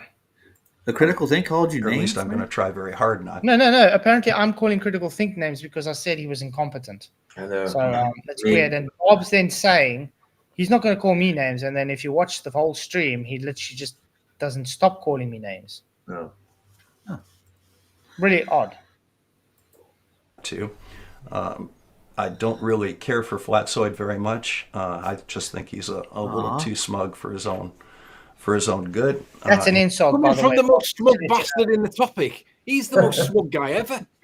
But you understand what I'm saying? He literally just says he's not going to really insult me. What's that? That's an insult. Yeah, of course it is. Well done, Bob. And I like his Harvard shirt. It's awesome. He's trying to punch above his weight intellectually here, and he's No. I'm not trying to punch above my weight intellectually. I know I'm more intellectual than you, Bob. My left pinky is more intellectual than you, and I can guarantee that if you come and actually talk to me, I can show you that. What about your right pinky? My left pinky as well. My right pinky, both. Cool. I'm glad. Because I'll take the one, stick that, and it'll come out that side because there's nothing in between. And I'm confident to say that, Bob. My left foot. There you go. You know why I'm confident? Because this whole stream proves my point. He's just not doing a good job of it. But we're going to go ahead and see where this goes. Please, if you would, hit hit at Bob the Science Guy. Yeah, hit the Flatzoids, guys. Woohoo, hit the likes, share the show, please. Really does help. So the little red thing comes up if you think of, because I'm trying to keep it, turn my. Okay, get to that. So help me out here a little, guys, Joe. All right, so let's listen to our buddies here again. Yay. This course is about systems and system By the thinking. way, the guy's got the most intense monetization on his channel. We use system thinking to make. It never stops having adverts. What does that tell you about? And by the way, all he's been doing is e-begging this whole stream as well. Just to let you guys know. Can I add one thing? Don't they really hate it when a commoner actually corrects them in a field they're supposed to be experts in? Is that really what this is They all hate about? that a lot because how dare you, spray painter or bin man, educate me with a PhD? Yeah, that's called pride. Mm-hmm. What comes before the fall, guys? Usually pride. Oh, pride. Pride coming before the fall. Come on, Bob, talk, man. See what I'm saying? It takes him an hour just to start talking. Guys, we'll let them go for as long as they're comfortable with back and forth. I catch me over on Top Hats Off. We have only 4 episodes. Okay. So catch that tonight. Questions to the guys goes out as well. Okay. Like I said, I've got a hard stop. People think fun. Okay, I got a question. So, Flatzoid said there was no independent variable. What makes you think that? Well, let's first set up your hypothesis. What is your hypothesis? I know. It's because you didn't manipulate anything, you idiot. Mm-hmm. But do you see what I'm trying to get him now to the bare minimum? What's your hypothesis? That's all I'm asking. I've shown my hypothesis again today, and it's on every video, that centrifugal force and gravity will cause a change in weight because the gravity and centrifugal force will vary over various parts of the globe that we can predict. So that's the hypothesis. Pause. So centrifugal force and gravity, he says. Well, we all know gravity is not a force. That ain't going to do anything. So let's scrub that one out.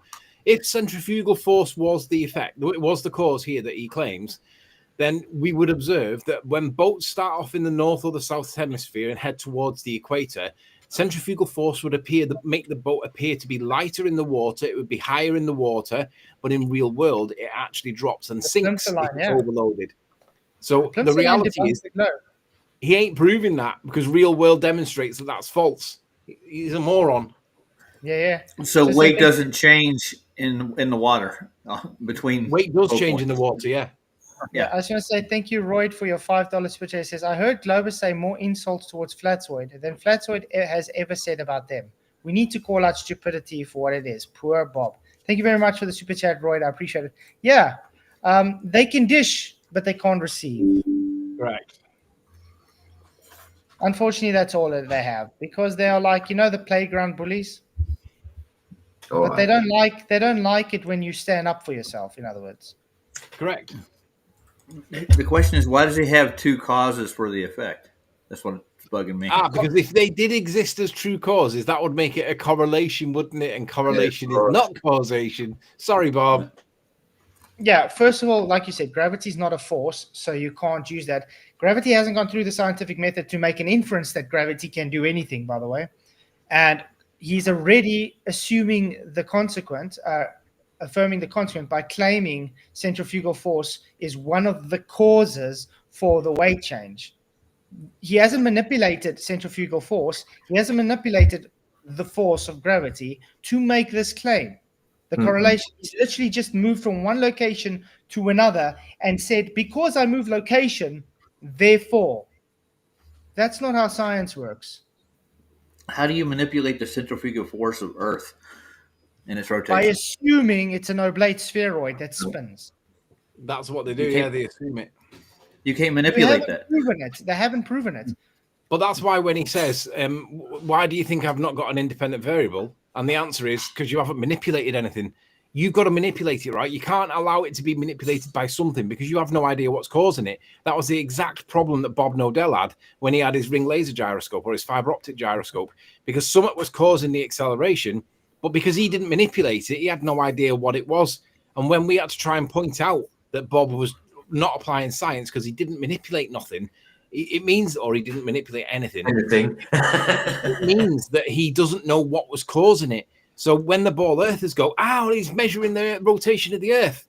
Yeah, but you can also say it's measuring the lights above the sky, because that's what the fiber optic gyro was doing. It was measuring the diffraction of light, applying the Sagnac effect in a sealed box that's not receiving light, but the light still passes through it as potential energy, and it can't be filtered out, as the Gauss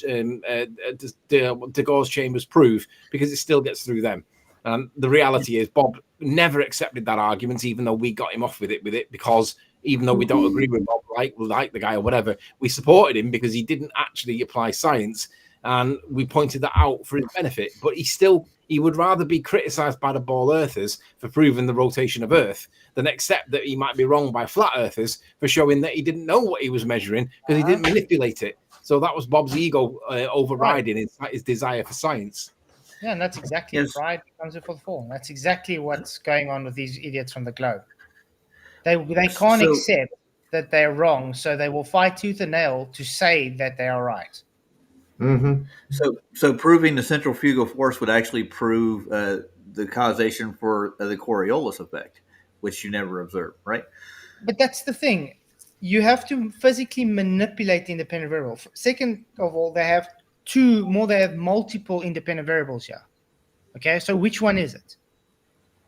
Both those independent variables aren't even shown to be true in the first instance. So they're already affirming the consequent, claiming that those unproven things are the causes they're claiming without even manipulating them. So they're going off the assumption that gravity is a force with different magnitude at a different location. And they're going off the assumption that centrifugal force will be different at different location because they believe of an oblate spheroid. That's it. So I can believe pixies. I can believe we run on the back of pixies because if I go to my work, it's 1 degree hotter there than by my house. While I go to work, I see it's 1 degree hotter there by my work than my house. So therefore, we run on the backs of pixies. It was like that the molten iron core test I watched just recently. They had to add the magnetism to the device to actually see the effect. It's insane. Why is that? The reason why they have to do that is because when you go beyond the Curie point, right, the magnetism is lost unless you induce that magnetic force again by putting a magnet in. And then it's not that it's retained, it's just that it's overriding whilst the magnet's there. The minute you move the magnet away, it's gone again. So the reality is, inducted. If there really was a molten iron thing to us, we must be living in some kind of those things where you put the glass balls that you put your hand on, and the little blue lightning strikes go through your fingers, and it looks cool. We must be living in something like that, which is nonsense. The alternative is there's something going on in the sky above us. I'm not going to use the word ether, but there's something going on above us that's causing that effect, and he has no idea which it came from, and that was the problem with Bob. It's just inference. Yeah, it's inference. It's just inference. Correct. Anthony, you pronounced that wrong. It's ether, sir. Ether. What did I say? You said ether. I said ether. Oh, ether. Yeah, I got you. Ether. Ethers did it, man. So how did you vary centrifugal force? Go to a different location. Location isn't centrifugal force. That's how I varied it, because it is. That's an absolute massive point. That location is not centrifugal force. He doesn't realize that that's just totally destroyed his argument. Well done, mate. That was it. The whole pre-assumption is the problem. Mm-hmm. No, you varied locations. That's again correlation, not causation. That's my whole point. You are claiming that centrifugal force, which you're trying to prove, by the way, centrifugal force. Correct? I am verifying the WGS-84 model. WGS-84 model is an ellipsoidal model that's got nothing to do with centrifugal force. Now, I'm asking you... That's not correct. That is correct. It's an ellipsoidal model. The WGS-84 is simply the WGS-84 is simply an ellipsoidal model that they use for surveying. You can later on expound on that to say you can make correlations with centrifugal force based on that, but you still haven't even shown the WGS-84 to be a proper model in the first place, because surveying measures the Earth flat anyway. Sorry, waiting for Bob again. See how long it takes just to come. There we go. I wasn't Advert ready to again. sit in the classroom. You see, every time he comes on, there's an advert. So many ads, man. He literally puts the most exhaustive advert breaks on. Tell me that's not grifting. Of course it is. Money. And every time he talks as And well, is it's he an begging at old the same time? I mean, is he not getting enough for ad rep?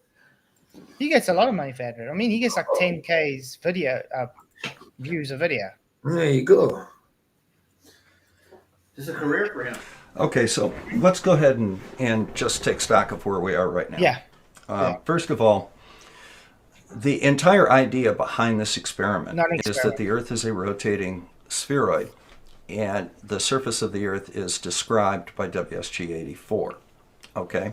So if you have this mass that's rotating, you're going to have centrifugal force, which is going to be different depending on where you... You see, inference. He's just mispronounced it again. He's just said WSG 84. I'm sure he did. Yeah, again. But you see what he's doing? He's making inference again. He's already pre-assumed his outcome. So he's already affirmed the concept before he's done anything. That's not science, Bob. It's not science. If critical think went by his name, he would actually look at the survey and critically take all the data from it and like, wait a minute, this doesn't make sense. It's not a sphere. It's a geoid. You know. But the thing is, critical think is as dishonest as Bob, because when I debated him and I asked him, what his answer was why he didn't need to account for control variables, because he got the outcome he wanted. We should watch P. Brain's documentary after this. Just their. We're not going to have time for that.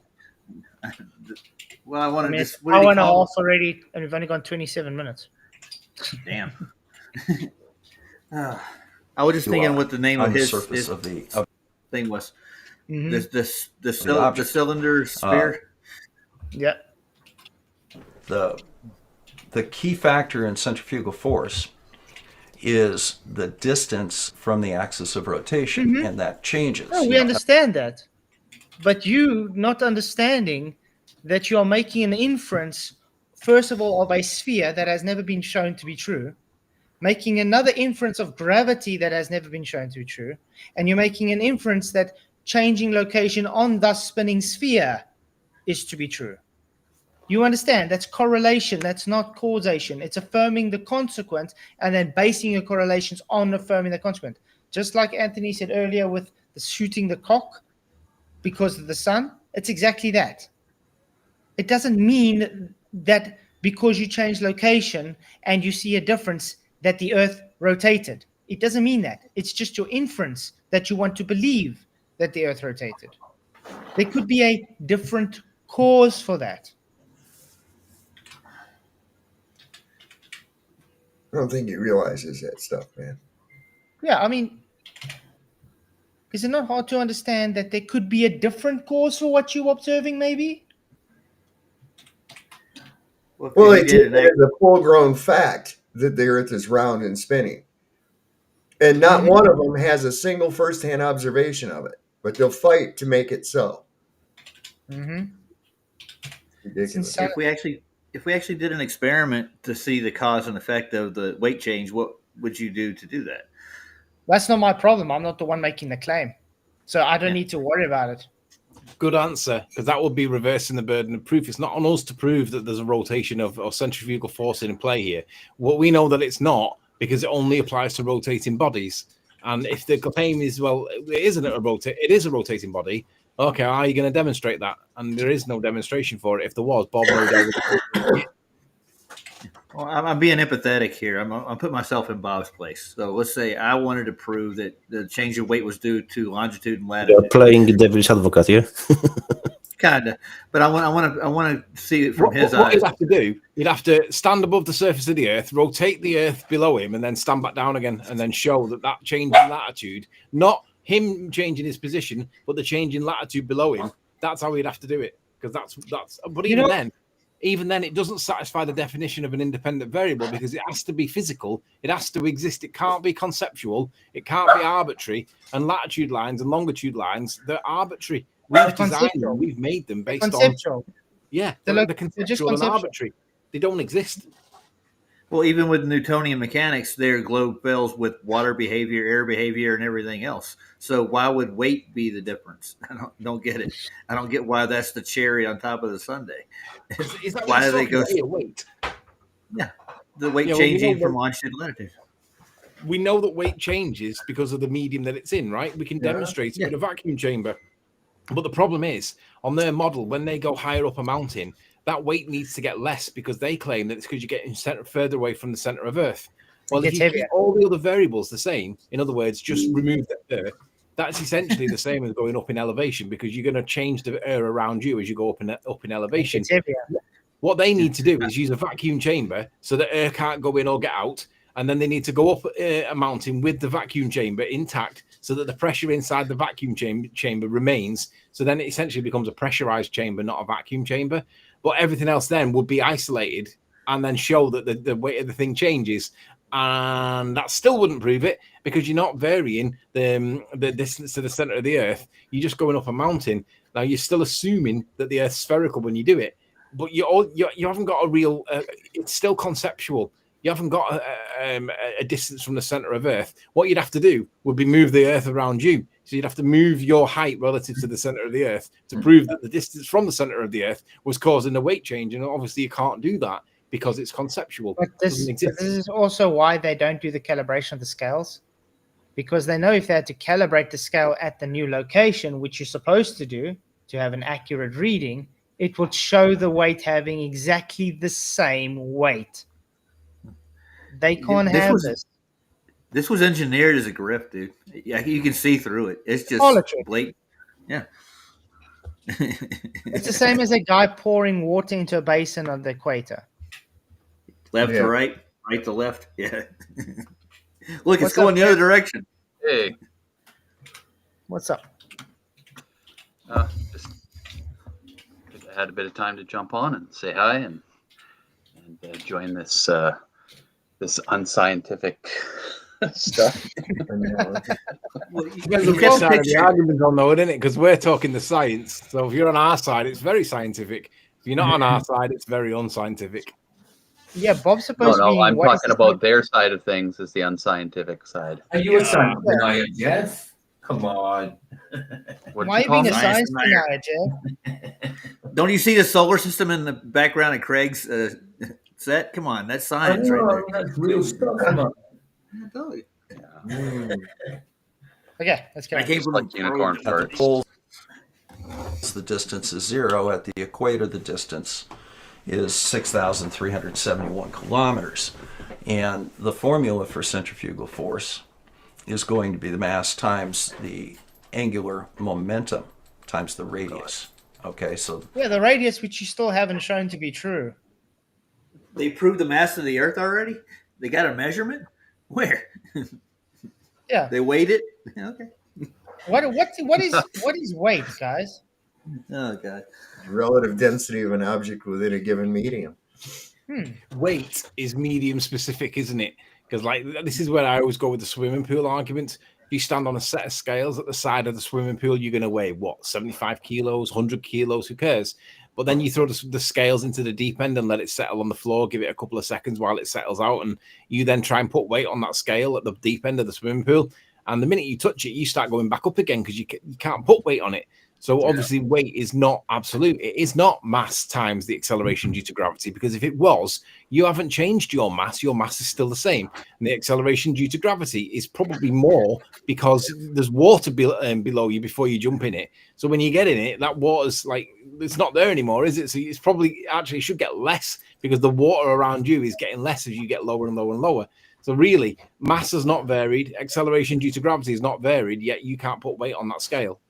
They immediately debunks weight as their definition.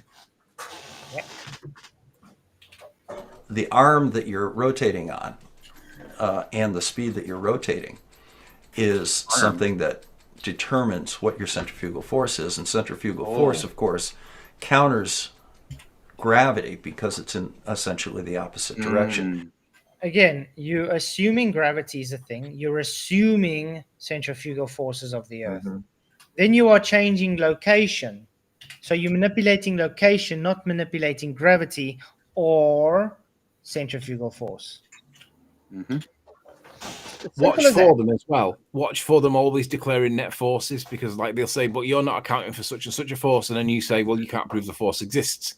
But they're assuming net forces are in play in the sense that you've got a weight of gravity pulling down on you and a counterweight of buoyant forces pushing against it, equaling it out to perfect equilibrium.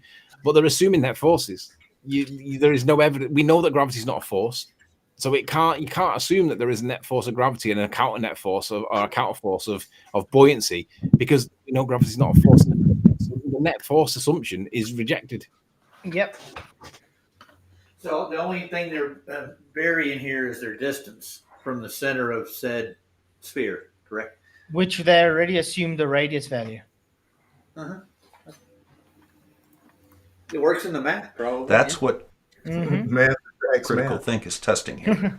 So going through and trying to claim that, you notice how he got survey, all survey talks about a flat earth, which just means he doesn't understand what survey is. Oh, dude, you don't want to talk to me about surveying, man. Just like you failed so miserably to talk to me about plane flight, if you had to talk to me about the science of surveying, it'll be even more embarrassing for him. We can measure the length of the fiber optic cables. I mean, Bob literally took a theodolite on one side of the lake and another one on another side of the lake and said, oh, look, one's higher than the other, and didn't realize you're leveling it on elevation differences. Yeah, I watched him do that. That was fun. He put the tape on the telephone pole, right? That was his horizon. Yeah. It's sad. Okay. And yes, surveying measures flat Earth, Bob. Geodetics calculates a belief of a sphere after it's measured flat. We'll take it to 0. We'll go to sea level. And the horizontals, you have to get an elevation from there to get the survey, right? Especially over elevation angles kills the globe. Survey does not talk about flat Earth and doesn't talk about the flat Earth in any way, shape, or form. So right now we're already seeing that we're having some difficulty understanding what critical think is even doing. And as you recall in his opening statement, that if you don't understand the experiment, your criticism of the experiment really isn't all that valid. Well, maybe it's just not an experiment. We do understand, Bob. That's just a complete lie. We do understand what you're doing. It's not a scientific experiment. It's not even an amateur experiment. It's just a correlation, nothing more. We do understand this, Bob. It's you that's lying. Yeah, but that's the thing. So in other words, we can't accept if you tell me it's not an experiment. Correct. So you're applying the method to his correlation, and he's getting mad about it. That's because they know it's not an experiment and they have no answer to it. So their best thing is now, well, because you don't understand for some reason, therefore it's invalid. No, what's invalid is because it's not an experiment. So what Flatzoid is doing right now is demonstrating he simply doesn't understand what the experiment is. It's not an experiment. So let's go see what we could do here. That's what are we gonna do? You don't understand. Where I literally give reasons why it's not an experiment. Yeah, that's cool. But my point is, you claiming centrifugal force is the cause for the effect. Is that correct? No, that's not the sole cause. It's the gravity variation because of the ellipsoid shape of the Earth. And you are not correct about the WGS-84 model. It does take into account centrifugal force because that formula is for the net gravity, which is the gravity minus centrifugal. So that's so you are incorrect about WGS-84 model. Where does the WGS84 model come from? There's a bunch of smart people, much smarter than you or I, have come with. I test the model, right? I say, well, okay, these smart guys have come up with a WGS84 model. I want Smart guys come up with a lot of things. It doesn't make it true. Yeah. Mm-hmm. So how do they measure? Sorry. I was going to say, thank you, Tony Whitcomb, for your £5. He says, if you nail the scale on the ceiling and let helium balloon go up to it, will that be weight or pressure, as weight is supposed to be a down thing? Yes, exactly, Tony Whitcomb. Thank you very much for the super chat. You rock. I appreciate it. Yes, that will be pressure. And that's why I say pressure is the weight reading, not an acceleration due to gravity, as they like to claim, because you can do it sideways as well. You can stick a scale in a car and you can stick something against and you can accelerate and it will give a weight reading. Bearing in mind that Critical Think's in Australia, right? If Critical Think was to put a helium balloon on the underside of a shelf with a weight on it and it measured something, from our perspective in England, given that he's nearly antipodal to us, that would actually be weight from our perspective because it's in the direction of gravity from our perspective. But it's not to him, is it? He hasn't got an explanation for it. No, I got a question. When he said they measure gravity, how do they measure the gravity again? In what units? With a ruler. With a ruler. Okay. Yeah, they don't measure gravity; they just calculate it into existence. There is no measurement for gravity. It's not forces; they can't measure them, but they don't exist. Okay, I've put a new poll up. The last poll ended with Bob can't spell science. Ha ha ha. Yes, 61%. No, 36%. By the way, guys, I'm sure we can hit 100 likes. We are now at 69. Come on. Please, please, please hit the likes. Share the show, guys. Let everybody know we are live. Yeah, what's it really, going on? really does help.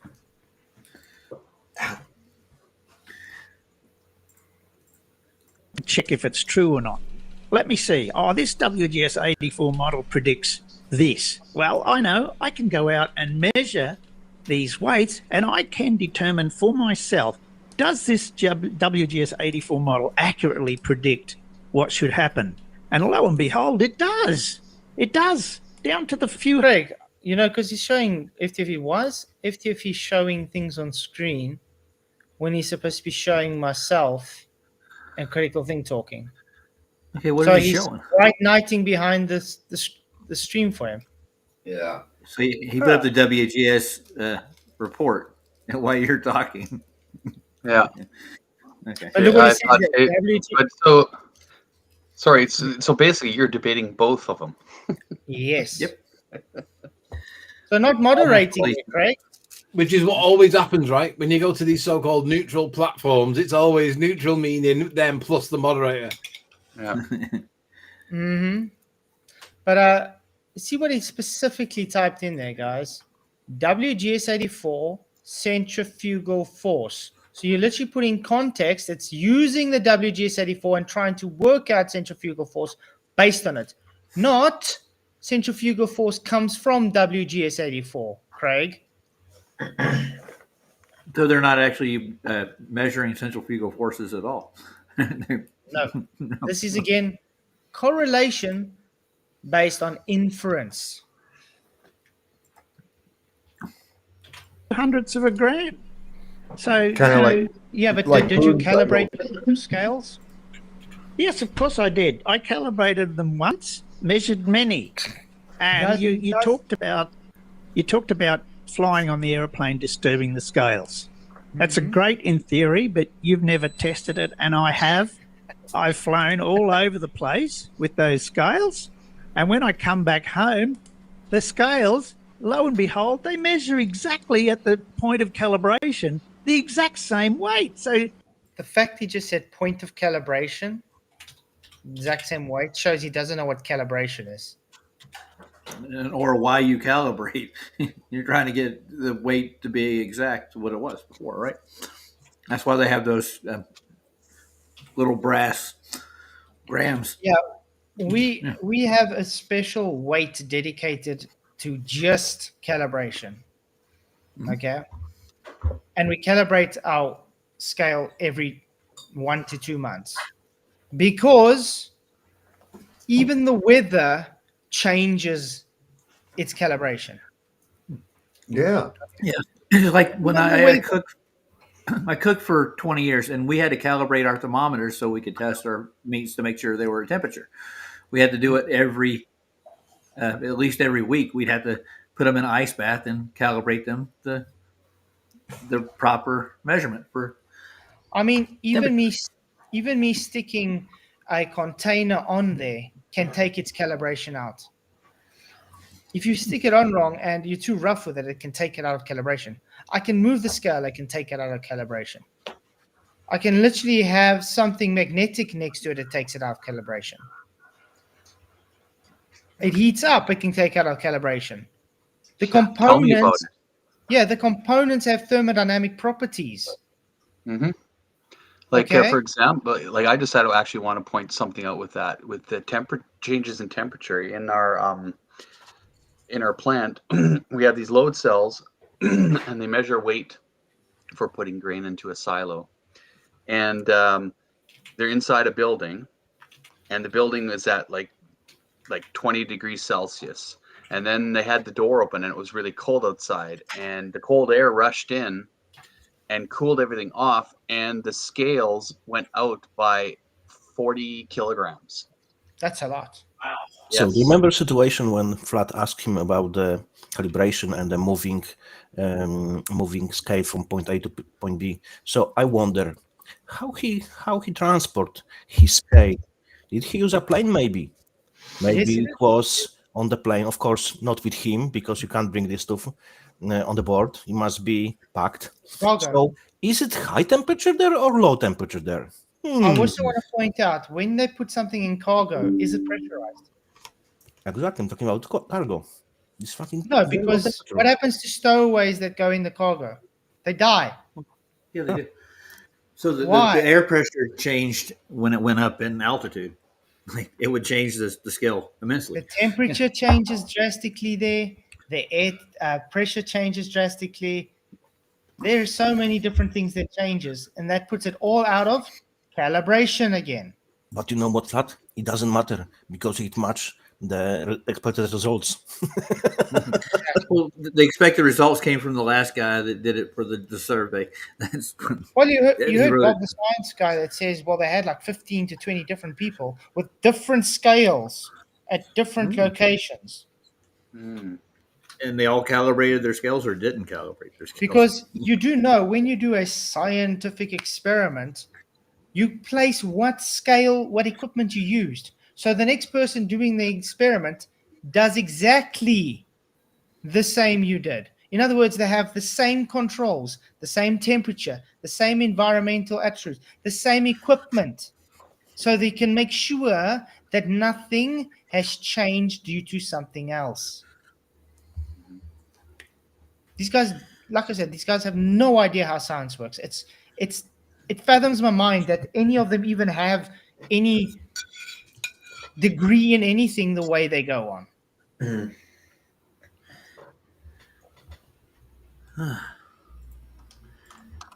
Flying everywhere does not disturb the scales. You know what a load cell is in a scale? Yeah, Bob, come tell us. Yeah, let's hear it. He's taking forever again. Okay, so this is a great point that critical thinking's. This is a great point that critical think is making right now. What point is he making? I'm the one who made the point here. He just made a claim that load cell, that calibration doesn't need to be done.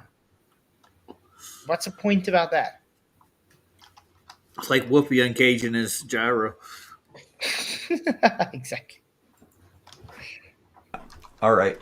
It's lovely for you to be able to think of something that could be a confounding factor in an experiment. Okay? It's not an experiment. So if I do an experiment, well, I'll give you the example from when I did my experiment, You didn't do an experiment. with weight changes with latitudes between Michigan and Florida. I actually not only presented the data from that experiment, which confirmed WSG 84, I also put a challenge out to people like Flatzoid. And that is that if you believe that you that temperature or humidity or anything else cause these changes, Yes, they do. That's fine. You can make that claim. However, in order for that claim to be valid, you have to predict what the change is. No, no, it's not my burden. Of course not. If there is any change, you just that's provide their evidence issue. it's change. Yeah, but that's their issue. I don't have to provide anything other than telling you guys didn't account for these variables that will change the outcome. I don't have to tell you by how much or whatever. That's not my issue. Why is he making it my problem? Why? That's what is argument? What he's doing there is he's confusing quantification with qualification. That's why when I said it didn't matter whether I was measuring the change in the density of the medium or not, it didn't matter that I measured it or not. It don't matter whether you use the right device or not. What matters is you see the effect. It's not an issue about quantification, Bob. It's an issue about qualification. And we know that temperature and humidity are material factors in changing the weight of things. That's why we have everything measured with sets. Like we have standard rules, don't we? Standard stuff when we measure stuff because it matters. But I mean, that's what you would calibrate your scales, right? You would calibrate your scales when you. Yeah, because if you didn't calibrate your scales, your start point at 0 when you're at home is no longer 0 when you're at Antarctica. It's at some other value. You need it to be at 0, so you're measuring it. Otherwise, you're getting a net. You're getting an aggregate of measurements, and that's nonsense. Yeah. But look what he's trying to do. He's trying to say, well, I'm not taking any control into account, but you pointing out you should have taken this control into account. But because you're pointing out, you must tell me by how much all this would have changed or it's not valid. Yeah. What? I don't have to tell you sweet bugger all, other than just telling you, listen here, guys, you didn't do science. You didn't account for any controls. No. What are the odds are you going to get the same value with the same weight in Antarctica if you calibrate your scales? You will. It's going to happen. And I even asked Critical Think, what was the temperature and everything? He couldn't tell me.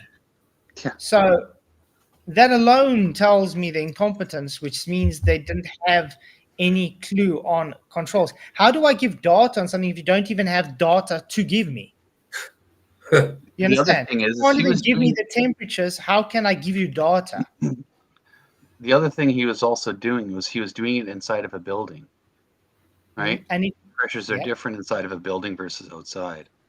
And the thing which I also pointed out, he did this when he was in Antarctica. He did this test more than once, and they gave different results. Weird, at the same place. So it's not due to a centrifugal force or gravity. So it's not due to centrifugal force and gravity as they claim based on location. Because a kilometer in movement shouldn't change that. So the fallacy here, it would be the Texas shooter fallacy when you actually put the darts up before you put the target up. Stick them all up there, shoot, and then stand back like you threw them. What I did, man. Oh, God. It showed to me that it is significant.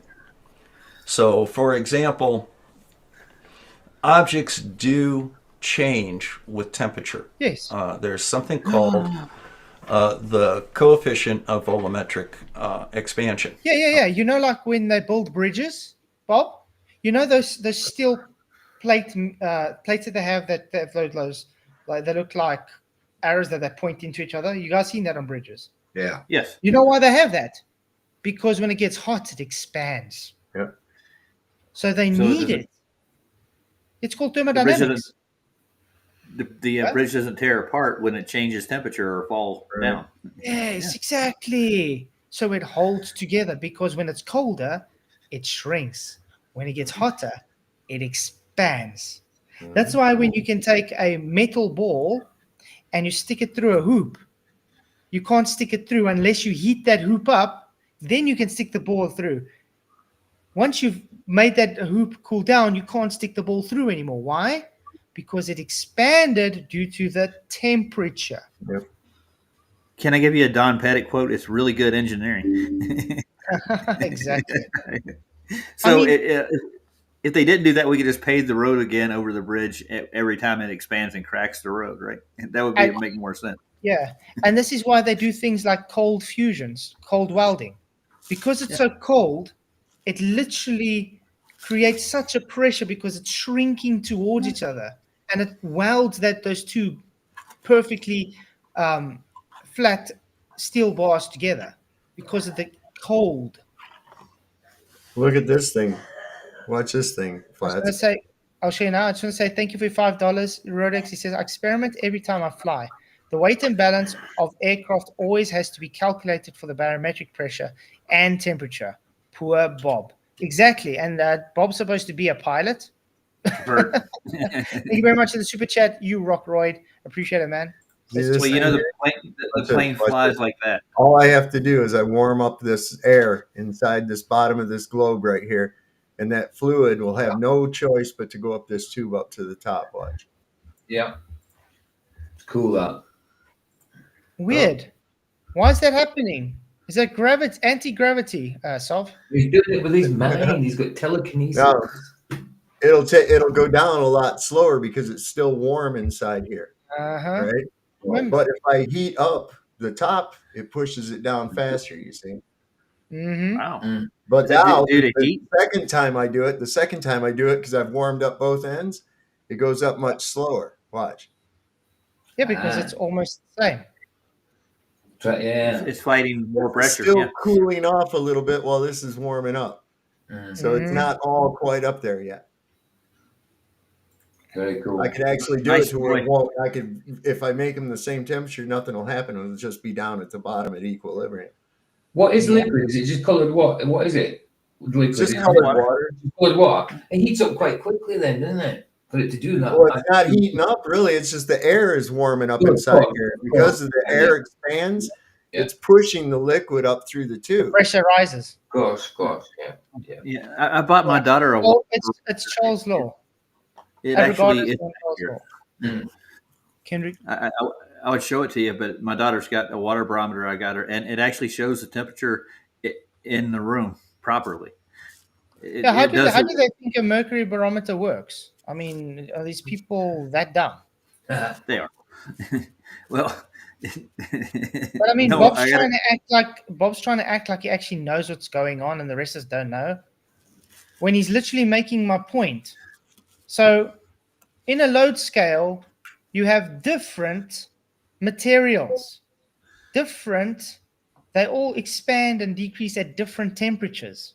That's why you cannot have the temperature at a difference when you're doing this experiment. It changes the amount of weight read.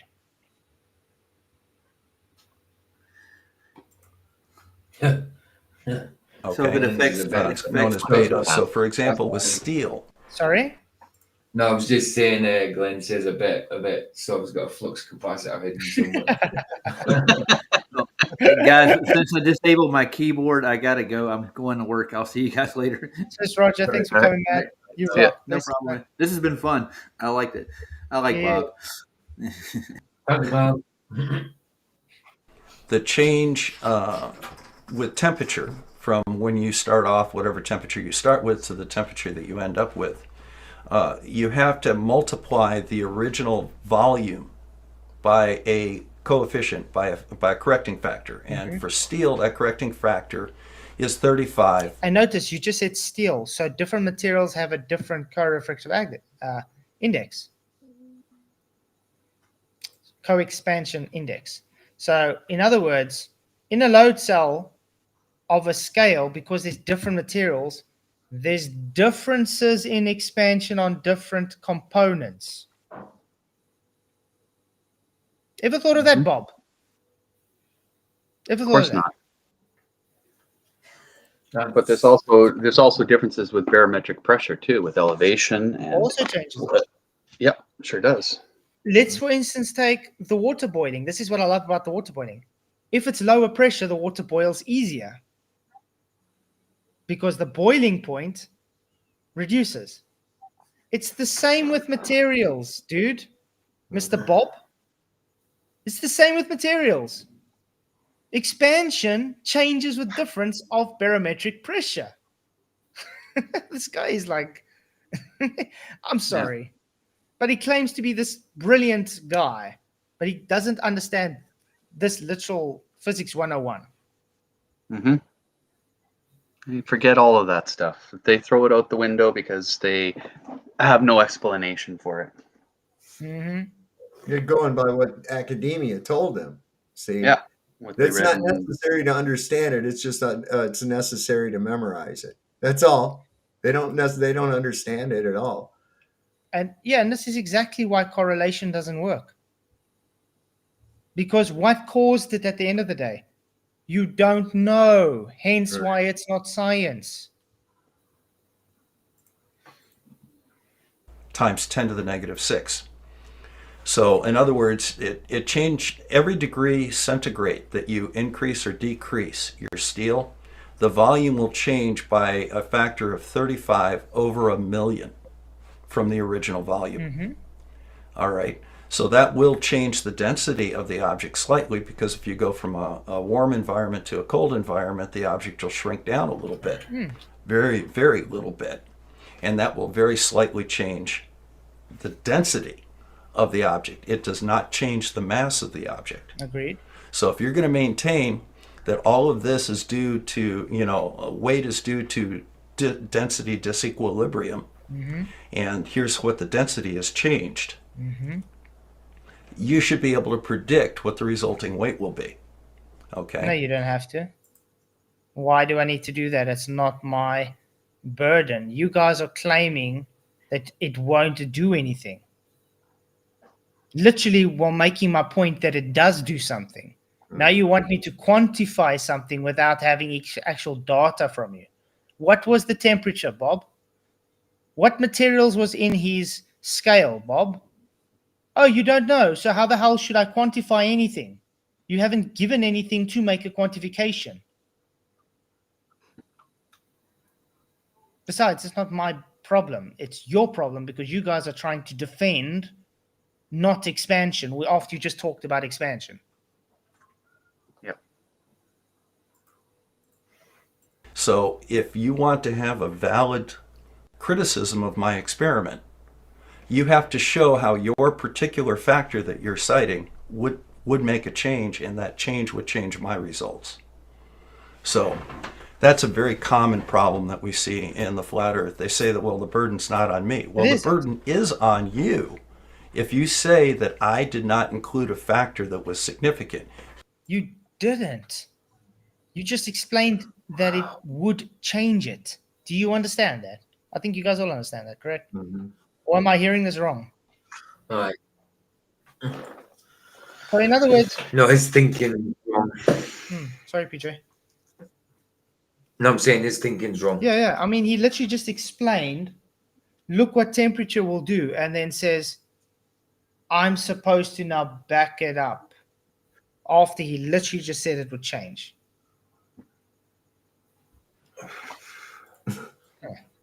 You have to show to me that that factor is significant. That's the way science works.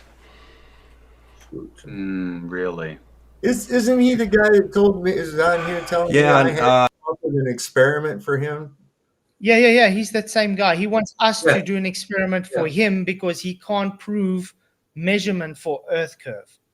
Yeah. Okay. So he wants us to come up with an experiment to prove the Earth curve. Yeah. So in other words, it's not our claim.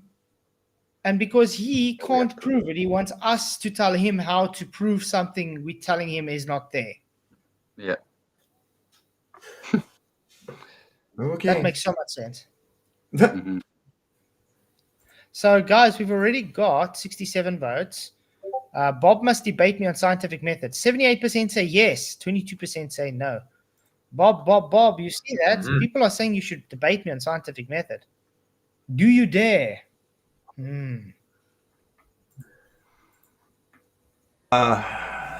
Soder, yeah, he's asking, do you know what a load cell? He's asking an engineer if he knows what a load cell is. You know why I asked him that? You know why I asked him that, Bob? Because if he knew what a load cell was, he wouldn't be making the argument he's making, Bob. Just like you. He's asking an engineer what a load cell is. I'm sorry. This is the mealy mouth part. He's asking an engineer if he knows what a load is. Okay. Yes, we do know what loads are, and I know what a meme is. I know how my iPhone here measures acceleration. You know, there's a little set of teeth in there with a load on it that move back and forth. Actually, your iPhone works with a silicone chip and it has a pulse that pushes through. So that's wrong.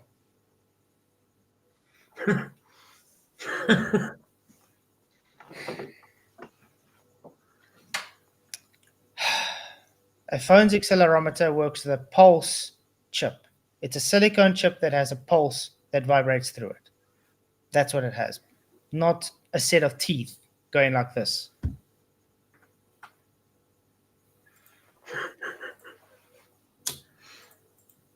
Well, so yes, we do know how these things work. Sorry? The fact that you know that doesn't really matter. No, but he's an engineer. That makes him right. That's right. That's what I'm saying. It doesn't matter, right? Because he's allowed to be wrong, right?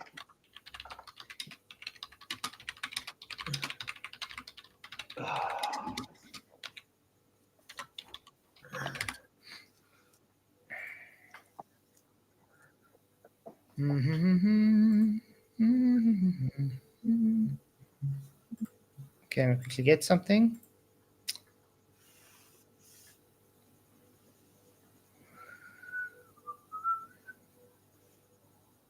I want to quickly. What do you guys want to say? You've heard of that. Doesn't mean that you understand what it is, Flatzoid. All right, and you're about to demonstrate that you don't know what it is. Wow. He just sits there. What's he doing? Look like he have a stroke. And this guy's got a lot of adverts. This guy's got a lot of adverts. I mean, he looks like he's about to have a stroke. Like when you know. I mean, when you have that amount of adverts on your videos and that, does the creator decide where they go in the video, or is that just YouTube? No, you can set the intensity of the adverts. Right. And right, he set it to the most you can put it. Yeah. So he's milking course, his Yeah. audience. Let's put it that way. Right. But you can't set it at a certain time. You can set the intensity, but you can't set like, oh, I'll have one 2 minutes in, I'll have one 4 minutes in. You can't do that. You can just set the intensity. Right. Okay.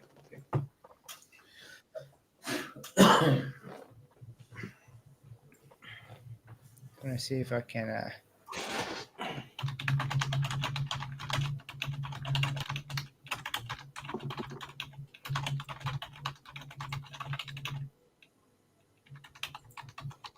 Mm-hmm. 8,000 words a second. Who cares? I care because you're using a load scale, so you should know what a load scale does. Do you know how a load scale works? Yes, it's got a torsion measurement in it, but who cares? I care because you are claiming science, so therefore it's under very strict guidelines. As soon as you move a scale, it takes the calibration out. No, it does not. I Yes, it told does. you. I told you, right? I flew with these scales to various locations, including Antarctica, come back again home, and the calibration was still intact. And how did you know that? How do you know the calibration is still intact? Because it measured the same difference. To be fair to him, what he's saying is basically when he brought it back home, it measured the same thing when he did the test back at home. But that means that when he's in place A, B, C, D, and E, he's starting off with a different zero value because local pressure, local temperature, local humidity, they're all different. So why would you weigh something if your scale is measuring at -3 or -4 grams or +3 or +4 grams? Why would you measure something with there when you haven't got a calibrated 0 point? That's stupid. Well, let's put it this way. First of all, he didn't calibrate it before he took his first measurement at home, okay? He even admitted he did it in Thailand a few months before that. Okay. Secondly, was the temperature, was the pressure, was everything exactly the same when he did it again when he got home compared to when he did it the first time? Well, we'll never know because he never did. Humidity. He never showed it, did he? Nope. Imagine if we did that. We would never be allowed to get away with that, but then they just ignore it and pretend it didn't happen. No, this is it's insanity. This is like, wow. It's incompetence. That's why I just call him incompetent, because that's all it is. It's incompetent. I agree. How often do you calibrate your scales? Come on, Bob. What's gonna take Bob you doing? I just want to interject something here real quick. That is the proof is in the pudding defense. All right. So Flatzoid's claiming that simply moving the scale, just like me moving my iPhone here, will affect the little loads in the meme chips. Yeah. He's claiming that simply because that can happen, it did happen. And this is a common mistake that flat earthers tend to make. Simply claiming something can happen doesn't show that it did. Now, what critical think is countering with here is, okay, well, I have moved this scale and then brought it back to the original location and checked the calibration. How do you check the calibration, you moron? You just don't check your calibration, you calibrate it. Exactly. Just calibrate, That's how you check calibration. You calibrate the thing to check it. It's an action. It's not something you bloody check on. Who is the person that is actually claiming that something might happen and might cause it, but not actually proving it? Because that's what he's criticizing Flatzoid for. Whilst his mate is claiming that axial rotation and centrifugal forces can cause this. But how would you know that when you didn't measure it, you didn't vary it? You're claiming it with mathematics and assuming it with the fallacy, but you're guilty of the very thing that you're accusing Flatzoid of. Projection. Wow. Just because I asked him, when did you calibrate it? So I was like, wow, okay. Is it just calibration is the same? Video that makes him look like Max Headroom. He's like real jerky. He's just got like a really slow processor or something, maybe. Oh yeah, no, he's not really up there. It could be a bandwidth thing as well, frames per second. If he's got limited bandwidth, he'll drop his FPS count down. I think his brain is knocking the skull. That's why he lost his hair. Just let me out. I can't stay in this head. So what Flatzoid is arguing is that the sum of all these massive errors that would cause this to appear to be a rotating ellipsoid It doesn't appear. somehow managed to reverse themselves on the return trip and go right back to normal. No. Let's put it this way. Is it cold in Antarctica than it is in Australia? I was going exactly to say it. Yes. That's why you need the freaking calibration. Because you have different variables working on the freaking scale. It's not just a magnitude of maybe 2 degrees difference. We're looking at things that are more in the line of 40 to 50 degrees Celsius difference. That's a big amount of difference in coldness. That changes pressure a lot too. And the fact that they had a high elevation in Antarctica also changes many things, Bob. It's the same as saying, well, I'm standing at the bottom of Mount Kilimanjaro. I'm going to have a bag of chips, and it's not blown up. I go to the top, it has expanded. I'm not going to expect it to go back down when I go back down to Kilimanjaro. Of course it will go down. Why? Because the pressure is much more at the ground. The temperature is hotter at the ground. The guy's a numpty.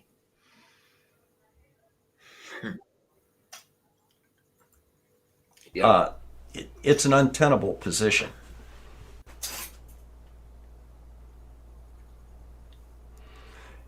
Oh yeah, you like jerkle? What? Yeah, it's a jerkle of derplings. It's kind of like a murder of crows, rather than a flock. A jerkle of derplings is what that stands for. Oh gosh. What a dumbass. Oh, that's beautiful. Beautiful. Oh, this one I haven't calibrated for 6 months. You know, I calibrate my scale every 2 months. Yeah, That's okay. That's a great point That's to brag, because why? He didn't calibrate it for 6 months. That's a really great point to brag The about. last time he calibrated was 6 months ago in Thailand. In Thailand, not even where he started his experiment at home in Australia. But according to him, it's all good. He doesn't need to do it. And I got to let you know, he used 3 different scales, and all 3 scales gave different weights. That should tell you something right there. That alone tells you that alone tells you it's not the location that makes the difference. Yep. It's not centrifugal force. Is it me or for everyone? Flat is a bit like a delay when we see him speaking. Yeah, there's a delay. I don't. Flat. Yeah. Yeah. Might have a touch, but it's not that much. A bit, yeah, there is. Yeah. Way, that's okay. That's because the way you use your scale, right? The way I'm using my scale, first of all, I've got a very, very good scale, and it keeps its calibration. Now, I used to calibrate every trip, but I only I wanted to see how long I can go without calibrating the scale, and I test the calibration by weighing my test mass at the location that I calibrated it, and it holds calibration. Okay. According to Ariane scales, anytime that a scale is moved, most scale manufacturers will suggest that the unit be recalibrated. Weighing readings fluctuating, there may be best times that you place an item scale performing the weight. Yes, moving a calibrated scale can take it out of calibration. The scale is calibrated to a specific location. Aha! And moving it can damage. He thinks that's helping him. He doesn't get when it's... You know when they say calibrate to specific location? I'm going to put it this way. Let's say there's a scale. Okay? It's my scale on the table. It's calibrated to this location. Now I calibrated to this location. It's because I moved it. That's why it's location calibrated. You guys still here? Yeah. Oh, because PJ was like literally still, Sol was still. I was like, it's because I'm looking at my set and I was just checking. You guys were like literally it's frozen. I was like, what? But yeah, it's a simple. The reason it's location calibrated is because as soon as you move it, it moves the components out of sync. That's it. It's not because of your belief in centrifugal forces.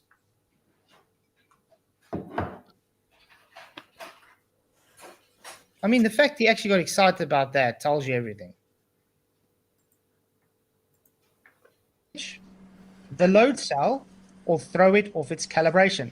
So, did you calibrate it in that location at Antarctica?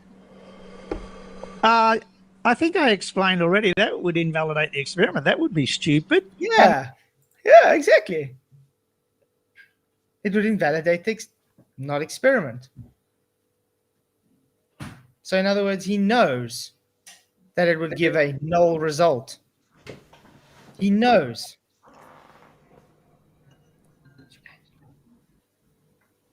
So I call that dishonesty. You guys agree? Yeah. Mm-hmm. It is. Or just plain out sloppiness. Sloppiness. You know, if he really wanted to be honest as well, he could have done it like he did and then calibrated and tried it again. Then he would have had more data.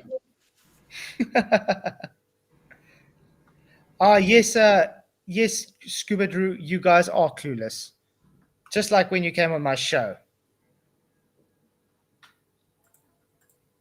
An experiment, and this is my whole point. So in other words, you literally taking false correlations and claiming it to be scientific because you're incompetent to be able to scale, to go and calibrate the scale. And I want to ask you another thing. Uh-oh. Come, Bob. Okay, you see what he did there?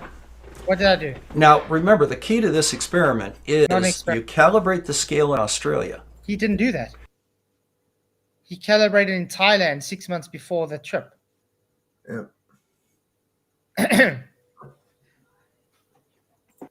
Then you move it to South America and Antarctica with the same calibration and measure a change in the measured weight. So invalidated experiment then. Well done. That is the entire purpose of this. That's the entire purpose of this. Yeah, of this gimmick. Yeah, we know. Remember, I did an actual demonstration showing you I moved my scale 10 centimeters and it changed the weight. This observation experiment, whatever you want to call it. The other thing, Flatzoid pulled up the manual for a scale. I'm not even sure if it's the same scale that Critical Think is using. And it states very specifically that if you move the scale to another location, you have to recalibrate it.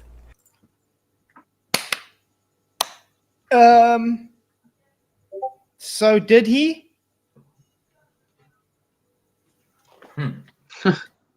So did he? No. No. Making my point once again, Bob. Yes, he did. He doesn't understand, but he didn't calibrate it. It's supposed to be calibrated because it's new location. It's Antarctica. It's a bit far, not even like 1 meter. It's far. Oh wow!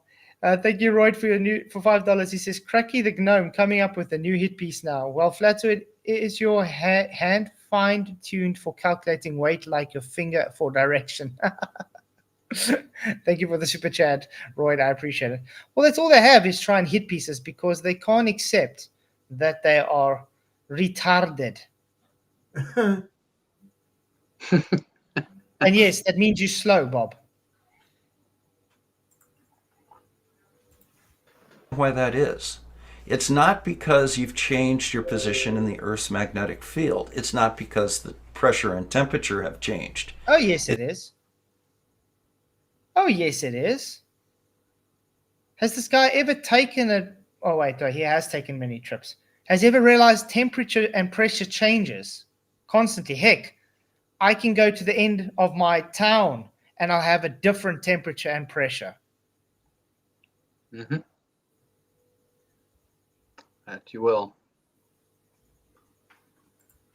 Kunal, thank you for your $5. He says, Kenny Loggins, and I want to ask Bob this.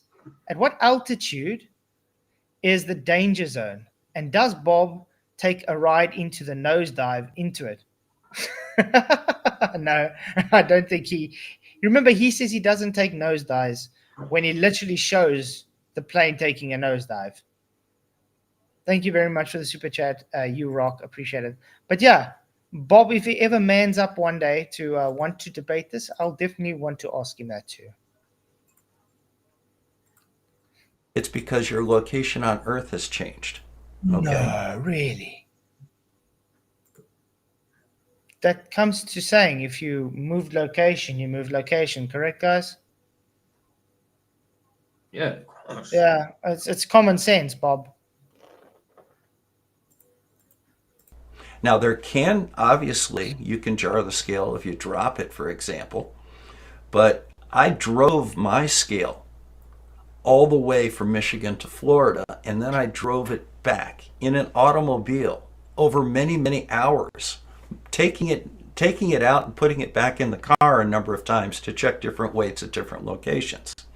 Yet it still held its calibration. That's because these scales are designed to work in a range of... What does it mean, held calibration, by the way? How do you... Let me ask you this. How do you test if it's held its calibration? Bob? Do you assume it? I think what he's saying is like when he brings back to the original calibration location, it was reading the same. Doesn't mean it's not out of calibration. Exactly. Yeah. The only way you know it's out of calibration is by calibrating it. You literally have to calibrate it to know if it's out of calibration, Bob.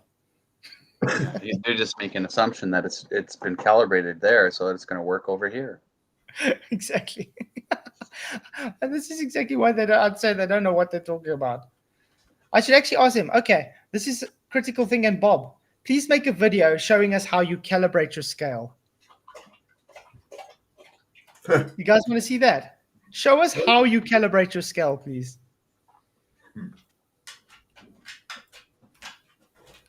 Environmental factors. There's a temperature range.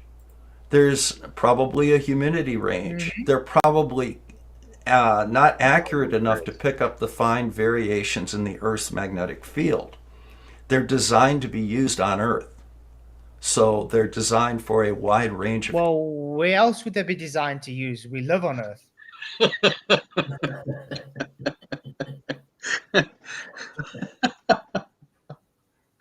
Oh, yes. Did they design it to lose it on Mars? Come on. God. Conditions on Earth. Idiocy. Earth to hold their accuracy. That's something that Flatzoid doesn't seem to understand.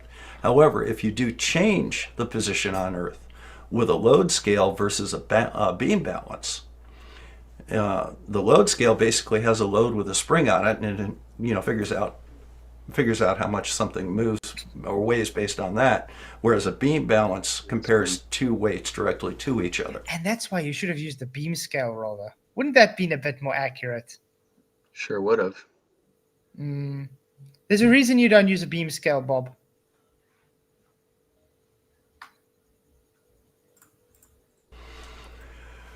But anytime you move one of those little scales, you have to recalibrate it. If you want to get an accurate weight on an object that you have. Or, you know what, Bob, if you use the beam scale and you've already calibrated it at a point to make sure that that's what it weighs, you could always just super glue those points exactly and just take the whole thing like it is to Antarctica and see if it's going to change or not. Mm-hmm. One of them real cool triple beam scales, man. Mm-hmm. There's a reason they don't use those scales, because those scales will show it doesn't change any weight. So you have to do a gimmick or a parlor trick to not calibrate your actual electronic scales, because that does give a difference because of variables that you don't want to take into account, or be honest enough to admit you didn't take into account.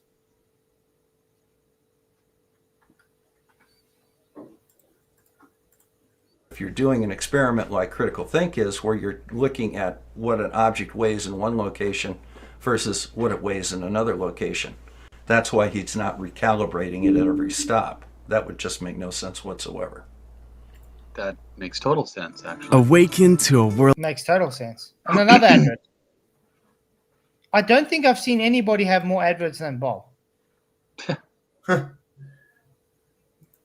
Still paying off them lawyer fees, probably. Mm-hmm.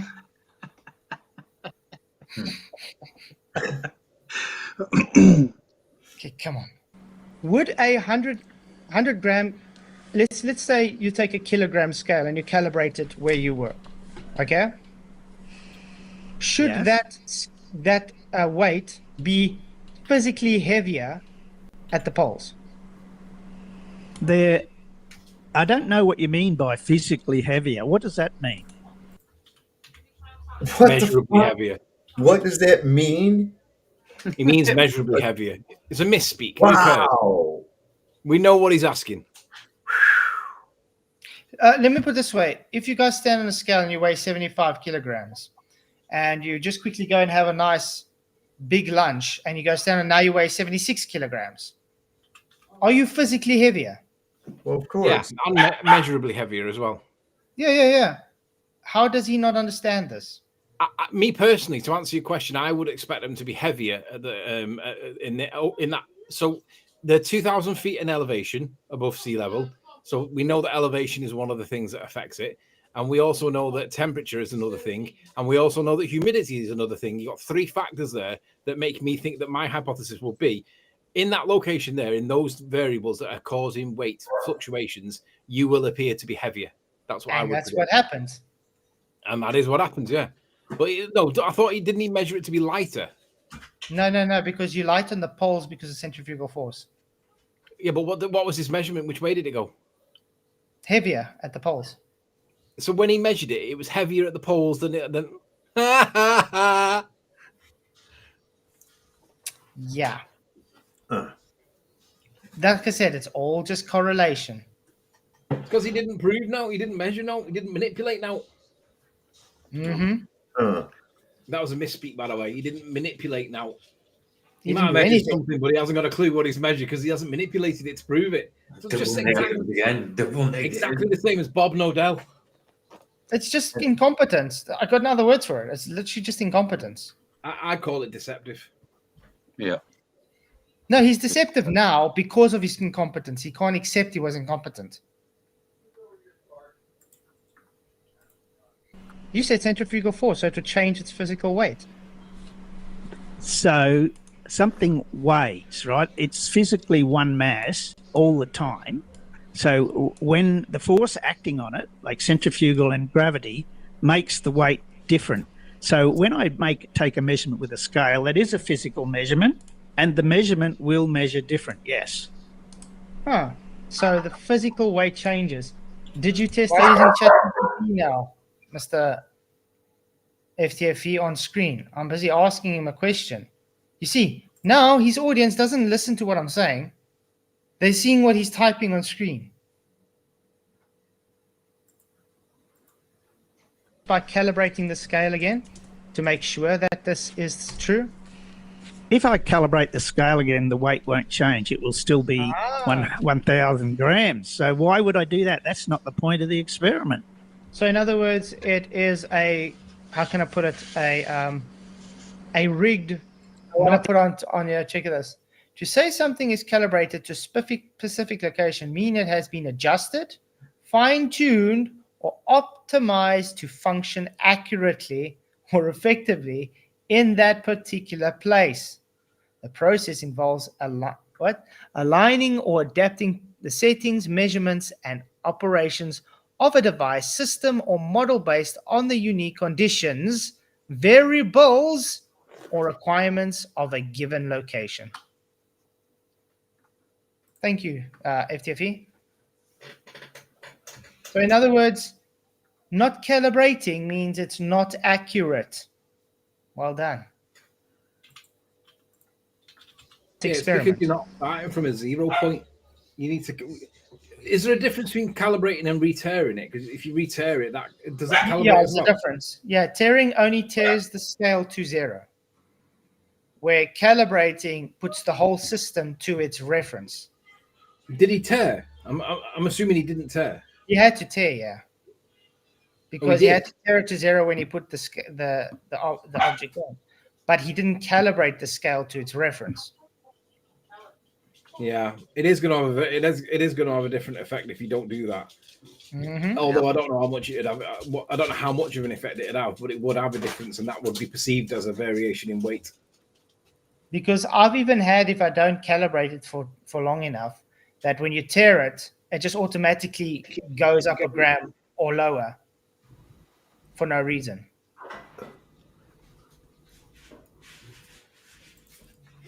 Because it's trying to adjust to the calibration, which isn't there. So it's very easy. We put the weight on, and because it's not calibrated, it's trying to adjust for its calibration that's not there, and so it's out.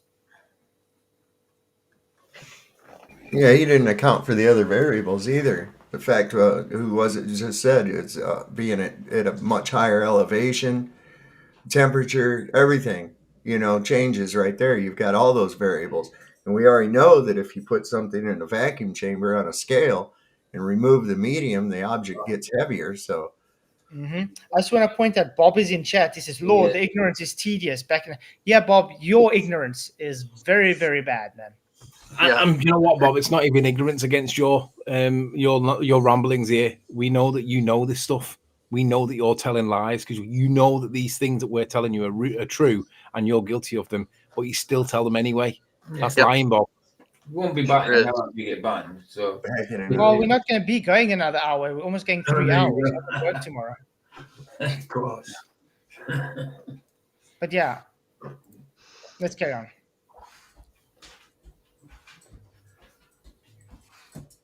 There you go, Bob. Okay. What now?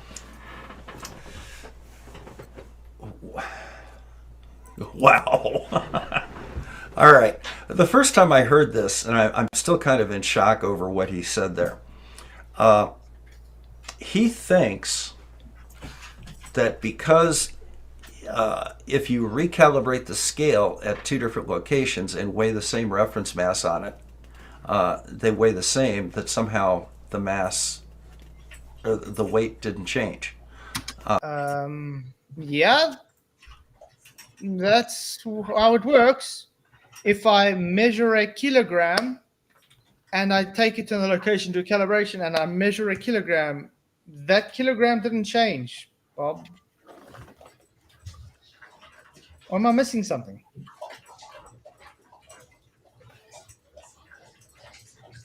I must be missing something. Because last time I checked, a kilogram is a kilogram everywhere. No, it's not. It fluctuates. That's why you've got to have standardized conditions, haven't you? If it fluctuates based on your temperature, your pressure, your humidity, all those things affect how much the kilogram weighs. Because as the temperature increases, it expands a little tiny bit, but it does. And then when it's cold, it contracts a little tiny bit, but it does. So you've got to have the same conditions, otherwise the kilogram can vary its weight. So we can say with definite fact, gravity is not the cause for weight then? Correct. It's because they've bastardized the word weight into two different concepts: the concept of mass and the concept of gravity. Well, we know gravity is not a force, so we don't need to remove the force of gravity from the acceleration because it isn't there in the first place. And it also means that the mass, well, define mass, because by definition, it doesn't have a reliable, consistent definition in physics. You go to 5 different places to get a definition, and they'll all define it similarly, but they'll not define it the same.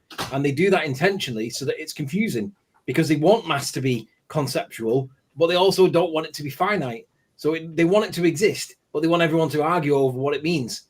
And that's why we asked the question, well, define mass. Because the reality is there is no definition for mass, because mass doesn't really exist. It is just weight. Okay.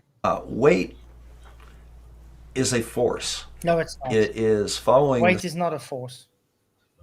You know, the weight's not a force because he's applying their definition to it, which is mass times acceleration due to gravity, and that is measured in the arbitrary conceptual scale known as newtons. But do you not remember back in school when you were told about newtons and you had that scrunched up face because you were like, what the hell are you talking about, sir? There's no such thing as mass or gravitational. And then he tells you that there is. And then you have to believe and accept it because he's your teacher, right? But you ultimately, you know that the concept of weight, mass times acceleration due to g, is nonsense. And you don't have an SI unit of newtons. It's just arbitrary, made-up nonsense for the globe lie that they push. Yeah, but didn't you see what he said? He said weight is force. No, weight is not force. Weight is an execution by force. Weight's a consequence. Weight is a consequence. It's not a force. It's a consequence of the relative density of an object within a given medium. You change the medium and you change the weight. Another way, there's an act of it. The only way that they could make this supposed experiment valid is they would have to get the exact same scale and have it at each location, have them all calibrated, and then do the weight thing. And they would probably all read the same. Yep. They will. That's the whole point why they wouldn't. Location you're at. Yeah, but that's the whole point why they don't like the calibration, because it will show that the weight is the same.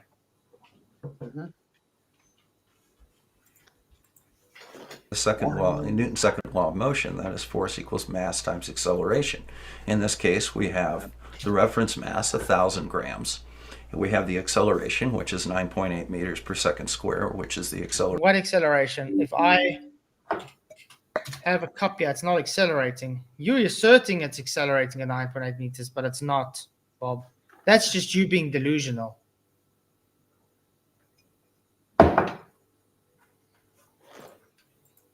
acceleration of gravity. And you multiply those two together and you get the weight. Now, what critical think is doing on this experiment is looking at Newton's first law of motion.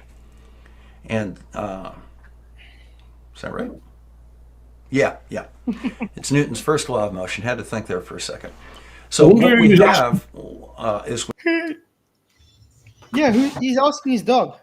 I wonder who he's asking, because he's got earphones in as well, right? So it's as if he's got somebody in the background that's feeding him. That is true. Yeah. That's weird. Or he talks to himself, guys. We have a mass that has several forces acting upon it. And the weight is the result of the net force times the mass. So we have gravity pulling it down, we have centrifugal force pulling it up. And, basically that's going to change the weight a little bit, and that's why centrifugal weights force, or change is it with buoyant latitude, force? because the... Is it centrifugal force, or is it buoyant force? Because normally they tell me it's buoyant force pushing back up. Yeah, they're saying it's a centrifugal because of the Earth's rotation. You see, he's already inferencing Earth rotation again. But they're also ignoring when you have centrifugal force, you have centripetal force as well. But they're also assuming that there's a net force acting here, and there's no evidence for it whatsoever. Centrifugal force changes. There are obviously small changes in gravity as well, but you're dealing with 9.881 versus 9.79. They're very tiny changes. Actually, and you're not going to see that. Actually, according to George Musa, writing for PhD, writing for Scientific American, the changes in gravity, the fluctuations in gravity are parts in a trillion. So it ain't going to be 9.89 or 9. Whatever it was he said, that he gave it to a tenth of a unit, wasn't it? It was 9.81 or 9.79. That's a hugely amount of exaggeration there, Bobby, because it's parts in a trillion, which is minuscule fractions of what you're claiming there. Nothing like the scale that you're telling us. Nonsense. Yep. You're not going to see that make too much of an effect. The main effect is going to be from centrifugal force, which is a third of a percent. So, which you are just inferencing. You're just assuming it to be there. You're not proving it, Bob. You're not manipulating it, Bob. But we know it's a spinning let's water go ahead ball. and continue listening to him. Which is funny. You know what I find very ironic? They're ignoring actual things that are demonstrated to show it changes weight. Ignoring that and taking things that aren't demonstrated to change its weight. Really weird. Demonstrate his inability to get this. So again, if you don't understand the experiment, it's not an experiment, Bob. Have no And place. it's not a misunderstanding, Bob.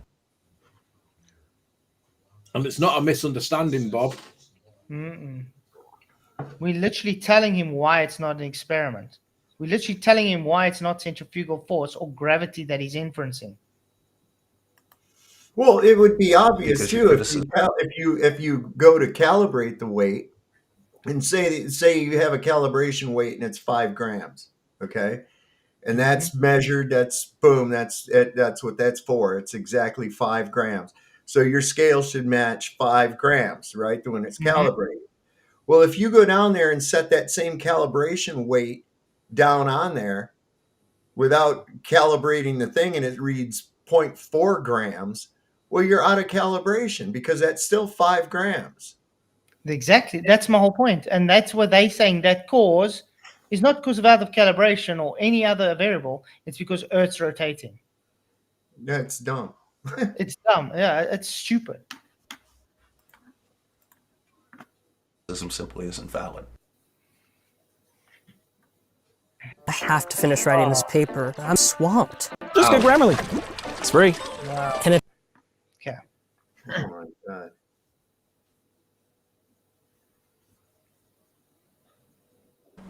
I don't know how you make that conclusion. So let me just say this. Flatzoid goes and calibrates his scale at home. Mm-hmm. Then he goes to Antarctica and he calibrates his scale again. Yeah. Flatzoid has proved that 100 grams mass weighs 100 grams mass after calibration. So great experiment there, Flatzoid. Yeah. So no change in weight then. So no spinny. Do you know that was the first time that he's actually told the truth about something? His opening line then was, "I don't know how you come to that conclusion, Flatzoid." Well, that was the first true thing he said in this whole hangout. He doesn't know how you got to that conclusion. True. So no spinny Earth then. You see, that's the thing. We can do exactly this so-called experiment that they do and do it right with calibration and taking all the variables into account, and it will show no change in weight. They won't accept it. Why? Because it doesn't give their desired results. So in other words, no weight change. Critical. That laugh no there weight is change. Say that right. again. So in other words, no weight change then. So the weight change. You've invalidated. You've invalidated. You've invalidated your own argument. So in other words, it's not the actual weight change; it is correlation based on the movement of the scale, which takes it out of its calibration. So why can you tell me, why do you need to calibrate a scale when you move to a different location? I told you, because it takes it. Tell me. Total, because it. No. What is the physical reason? What are the factors that would determine that your scale would weigh differently? Temperature, movement, humidity. If it's out of balance. So let's say I don't calibrate my scale like I did, and I go to Antarctica and it weighs 1,003.80 grams. That's a 3.8 grams difference. What do you say makes that difference? 3.8 grams. Could have been the weather. It's very cold. Okay. Have you got any experiments or proof or calculation or anything at all that would lead you to make this conclusion? Any experiments, measurements? A barometer will do that for you. I did a demonstration a few years ago. I actually did a demonstration showing that it changes. I took a bottle on a scale and I heated it up and the weight changed. Mm-hmm. Yay, Bob's back. Hey, Bob. Really? Yes, really. Really, Flatzoid? Really. Yes, really. I would really love to see you show that, because heating an object up, unless you are boiling it and parts of it are coming off, okay, into the environment, is not going to change the mass of that object. All right? Whoa. I didn't say mass. Did I say weight or mass? I said weight. It's not going to change the mass. Define mass, moron. Yeah, I'm saying it's changing the weight. You see, this is the issue they got. They try and think mass and weight are the same thing. No, Bob. No, they're treating you as though you think that. No, I never said mass is weight. But he's treating you as though you think that. And yes, I did demonstrate this. I'm going to look for it quickly. There's no correlation, at least not on any scale that you and I can measure. And to just blatantly go out and claim that you did this and this is your result is absurd. Oh, I found it. That is an extraordinary claim. I'm going to need to see you do that. Now, okay. There we go. Density change. 3 years ago, guys. 3 years ago, eh? For you, Bob the science guy. Bob the science guy. Hi. Today I thought I'd do something a bit different. I've been listening back a few times now, actually, that FED debate with Brian and the changing of density of the gas if at a temperature. And I was thinking, I agree with Brian and I agree with what Nathan in the panel said. So this can actually go either way. So why don't we test it out? So I thought, okay, let's do a practical demonstration, because if it is what Nathan's saying, it's because it's increasing the expansion is just increasing the volume of the container due to the gas is just moving faster, which is true. I mean, Avogadro's law, it's the same if you're going to take a loose loose Pouring warm myself. Let's get to where I actually do it. Okay. on your water bottle that's on the Heat scale. gun, water bottle. So we can I'm gonna mute myself. Anyway. Mute yourself. There we go. Gonna see the weight change with heat. There we go. Look. Yeah. It's heating up. It's getting lighter, guys. Mm-hmm. You're gonna see now.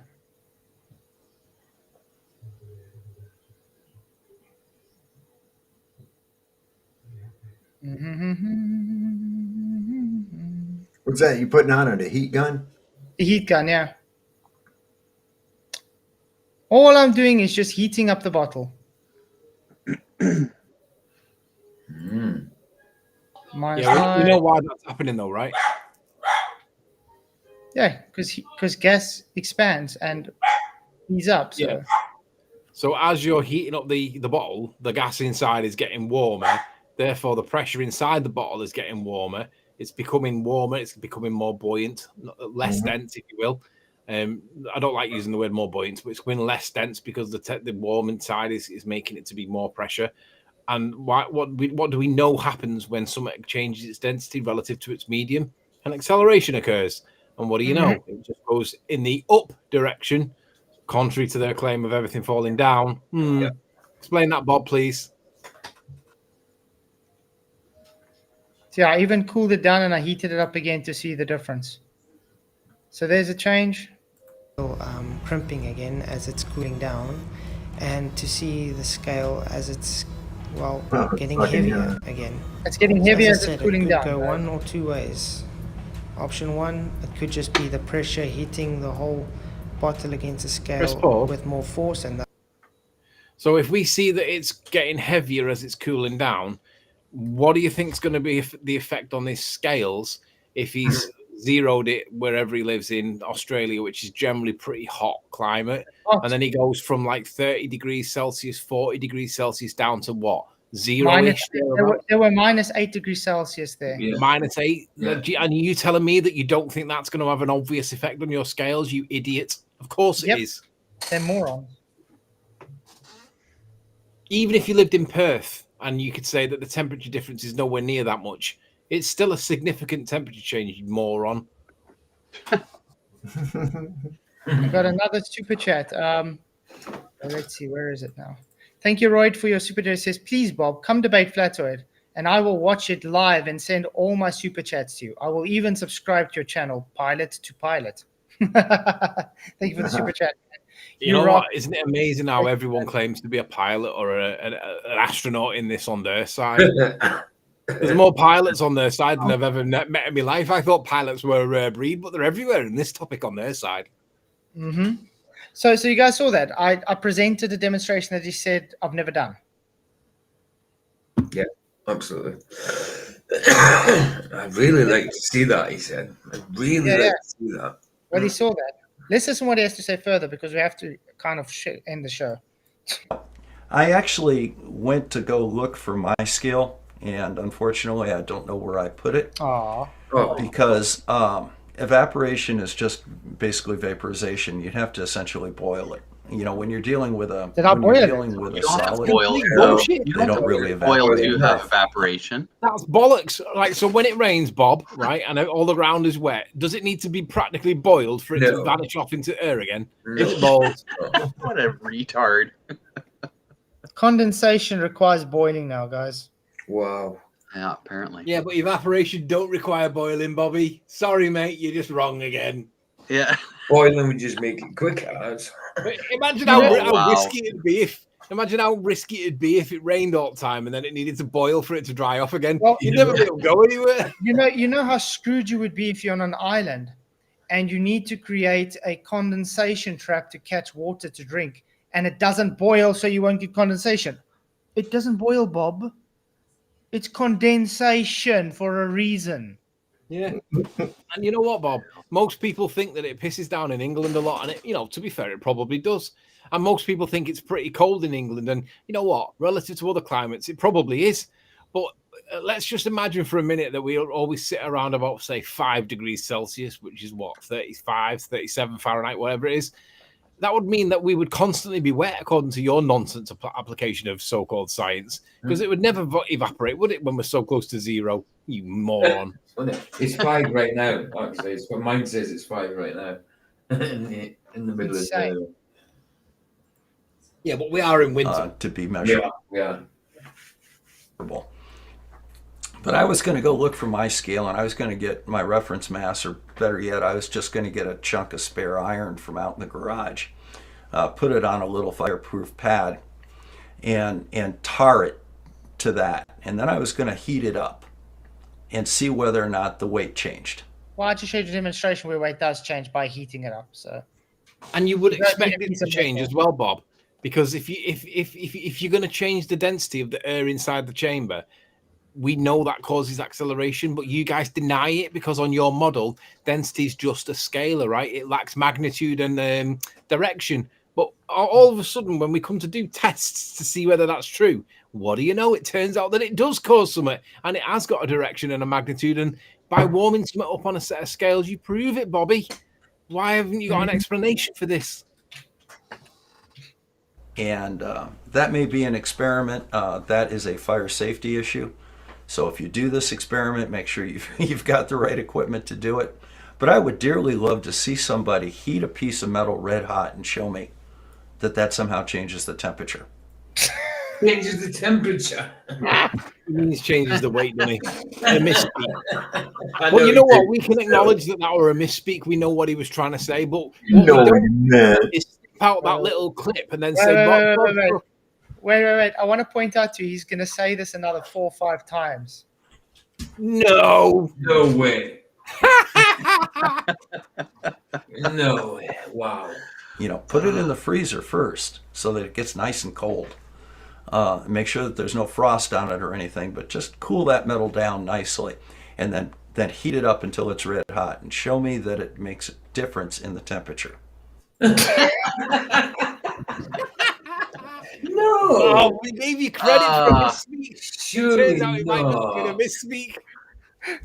It's not a misspeak. Wait, he's going to double down again. Okay.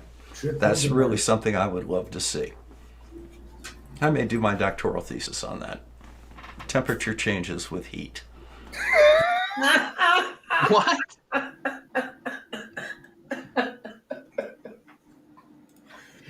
Oh my goodness! Oh, like if it was a misspeak, he's what? Oh my goodness! Wow, unbelievable.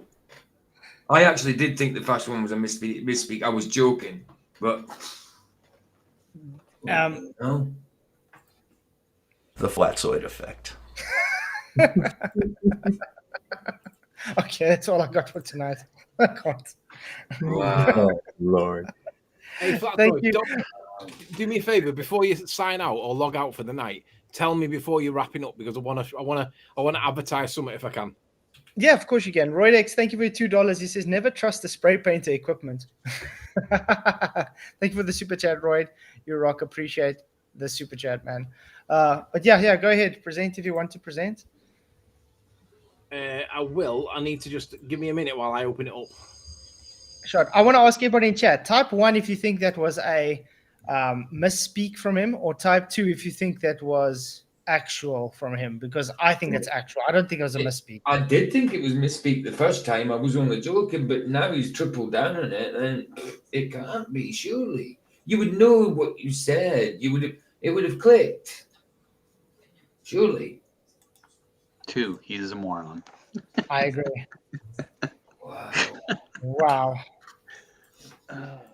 Right. How? I'm gonna share screens for that side. Yeah. It's been a while since I've done this. Bear with me. It's an application window, isn't it? There we go. Come on, guys. That requires at least 5 more likes to 800. Come on. Oh, PG Crooker hasn't liked. Right, guys. You all need to be aware of a new show that's coming out on Sunday nights at 10 o'clock UK time. It's called Globe Grifters, and it's featuring Ranty, Rachie, and Jeren. And on their first show, they're going to have special guest. It's going to be Austin Whitsitt, and it's going to be produced by Ditrar. So Dirt's going to be producing it, but it's called Globe Grifters. And you'll love it because it's based on Globe Busters, right? So they've got the music from Globe Grifters, so it sounds like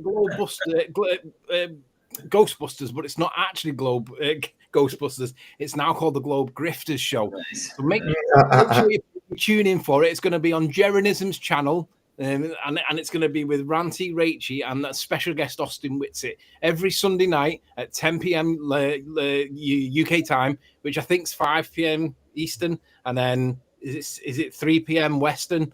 Not quite sure on the. You'll have to forgive me on the times, but make sure you tune in on the Jerenism show on Sunday nights. Thank you. So with their grift, the globe grifters, it will be destroying the globe. They will be globe busters. Globe for money. What they push, you know. More money, and it's more of a globe. It's crazy. Just need one more like. One more. Yeah, like. one more like. Awesome. Awesome. So we My got that was worth one like for the one guy that's not doing it. Hey, we got 100 likes. Woo! Hey. Yeah. Appreciate it. Thank you. Winning. So Bob must debate me on scientific method. 117 votes. Yes, 77%. No, 23%. So Bob, you're gonna man up and debate me on scientific method, man. Yeah, You man. don't have to debate me. You can debate anybody on the panel. You can choose. Oh, and can I be the moderator? Because I'll be dead. Anytime. I'll be if Flatzoid's wrong, I'll pull him on it. No, Yeah. I know PJ also does that. Yeah, if I mean, apart from you, Flats, if Anthony wanted to debate him, I'd easily moderate. Not a problem. I'll fight you for it. You guys can be co-moderators, man. You both. Yeah, man. You can do that. Round one. Nice. But yeah, guys, thanks again. Appreciate it. We went quite a long show tonight. It was awesome. I might have a debate tomorrow night. Someone wants to challenge me on saying Aristophanes has more historical evidence than Moses. I don't think so, dude. I mean, I'm not sure about Moses, but I know for a fact that Eratosthenes don't exist. I can bring a whole list up of archaeological and historical evidence for Moses. I cannot bring you one thing up for Aristophanes. Wasn't Other there? than a guy 300 years later, after he supposedly died, told anything about him. Isn't there an area that they supposedly they've got all fenced off that's actually in Saudi Arabia? That's actually the site of where Moses came down from the mountain. No, it's Mount Sinai, actually. That's Yeah, the real Mount they got Sinai. it all At the top of fenced the off. mountain. Somebody is went earth. in there. Somebody went in there and they found like carvings of a bull, on the side of the rock. And what were they doing? They were making a golden calf. What were they really doing? They were going back to the worship of Baal. Right. They've even got the stone of Moab where he separated the rock and waters came out. So I don't know where this guy's going to come with anything for Aristophanes. There's literally nothing that the guy even exists. They've actually found chariot wheels and shit down at the bottom of the Red Sea. Uh-huh. Yes, exactly. That's right. So it's going to be exciting if this does happen. And as well, look like there's 200, I can't remember, 200 or 300 spots. They look like small craters, like fallen angels. It's quite interesting. Yeah, there's burnt places as well. Burnt like when you heat up sand, it becomes like rock glass. They've got that even. Yeah. Yes. I just want to say thank you, Royd, for your super chat. It says, please like and share and subscribe so Flatzoid Perspective can stop grifting my fiat currency. This could have been your super chat, Bob. Thank you, Royd. You rock, man. Appreciate all the support. Oh, man. So, yeah, you guys have any closing statements? I don't think there's much. Bob is a moron. Bob is a moron. Yeah. Exactly. That's it. Bob can't science, but I think Bob can science, but he chooses to be bad at it because he needs to be bad at it to prop up the globe lie. I think Bob knows that this is not science that he's pushing, but he'll never acknowledge it. He'll never admit it because he needs to lie to Globe. That's literally what he's got to do. I agree. I'm not sure if he really knows or if he doesn't, that he lies, that he's saying the BS, but he's so much attached to this. It's like a glue. You can't just disconnect yourself, He's just permanently attached to it, and doesn't matter how many things as evidence provide for him, he will stick to it like a freaking glue. I see Vika Drazov is live now and he's saying multiple suns in Antarctica. That should be interesting. Yeah, I saw something about that. I was going to go over and check that out. Huh. Who? Who's that? Vika Drazov. Who? Sorry, I missed that. Vika Drazov. Oh, He's Vika live does. now. Oh. Yeah. He's talking about multiple suns in Antarctica. So that might be a good show to go. And then PJ, when is your show? Not till Tuesday. Tomorrow's my day off. So yeah, I did last night, the night before. I did a couple of weekends. So yeah, not till Tuesday afternoon and then Tuesday night. Nice. Well, I've put the link already in chat. It's already made. I've already sorted it out. So but there's the link in chat already. It's good. And Sav, you having a show? Yeah, I'm going to do one tonight. I'm not sure what time, 8:30 or 9:30 yet. I don't know. Depends on if I have to work tomorrow. So how many hours till your show? That would be about another 3.5 to 4.5 hours from now. Late.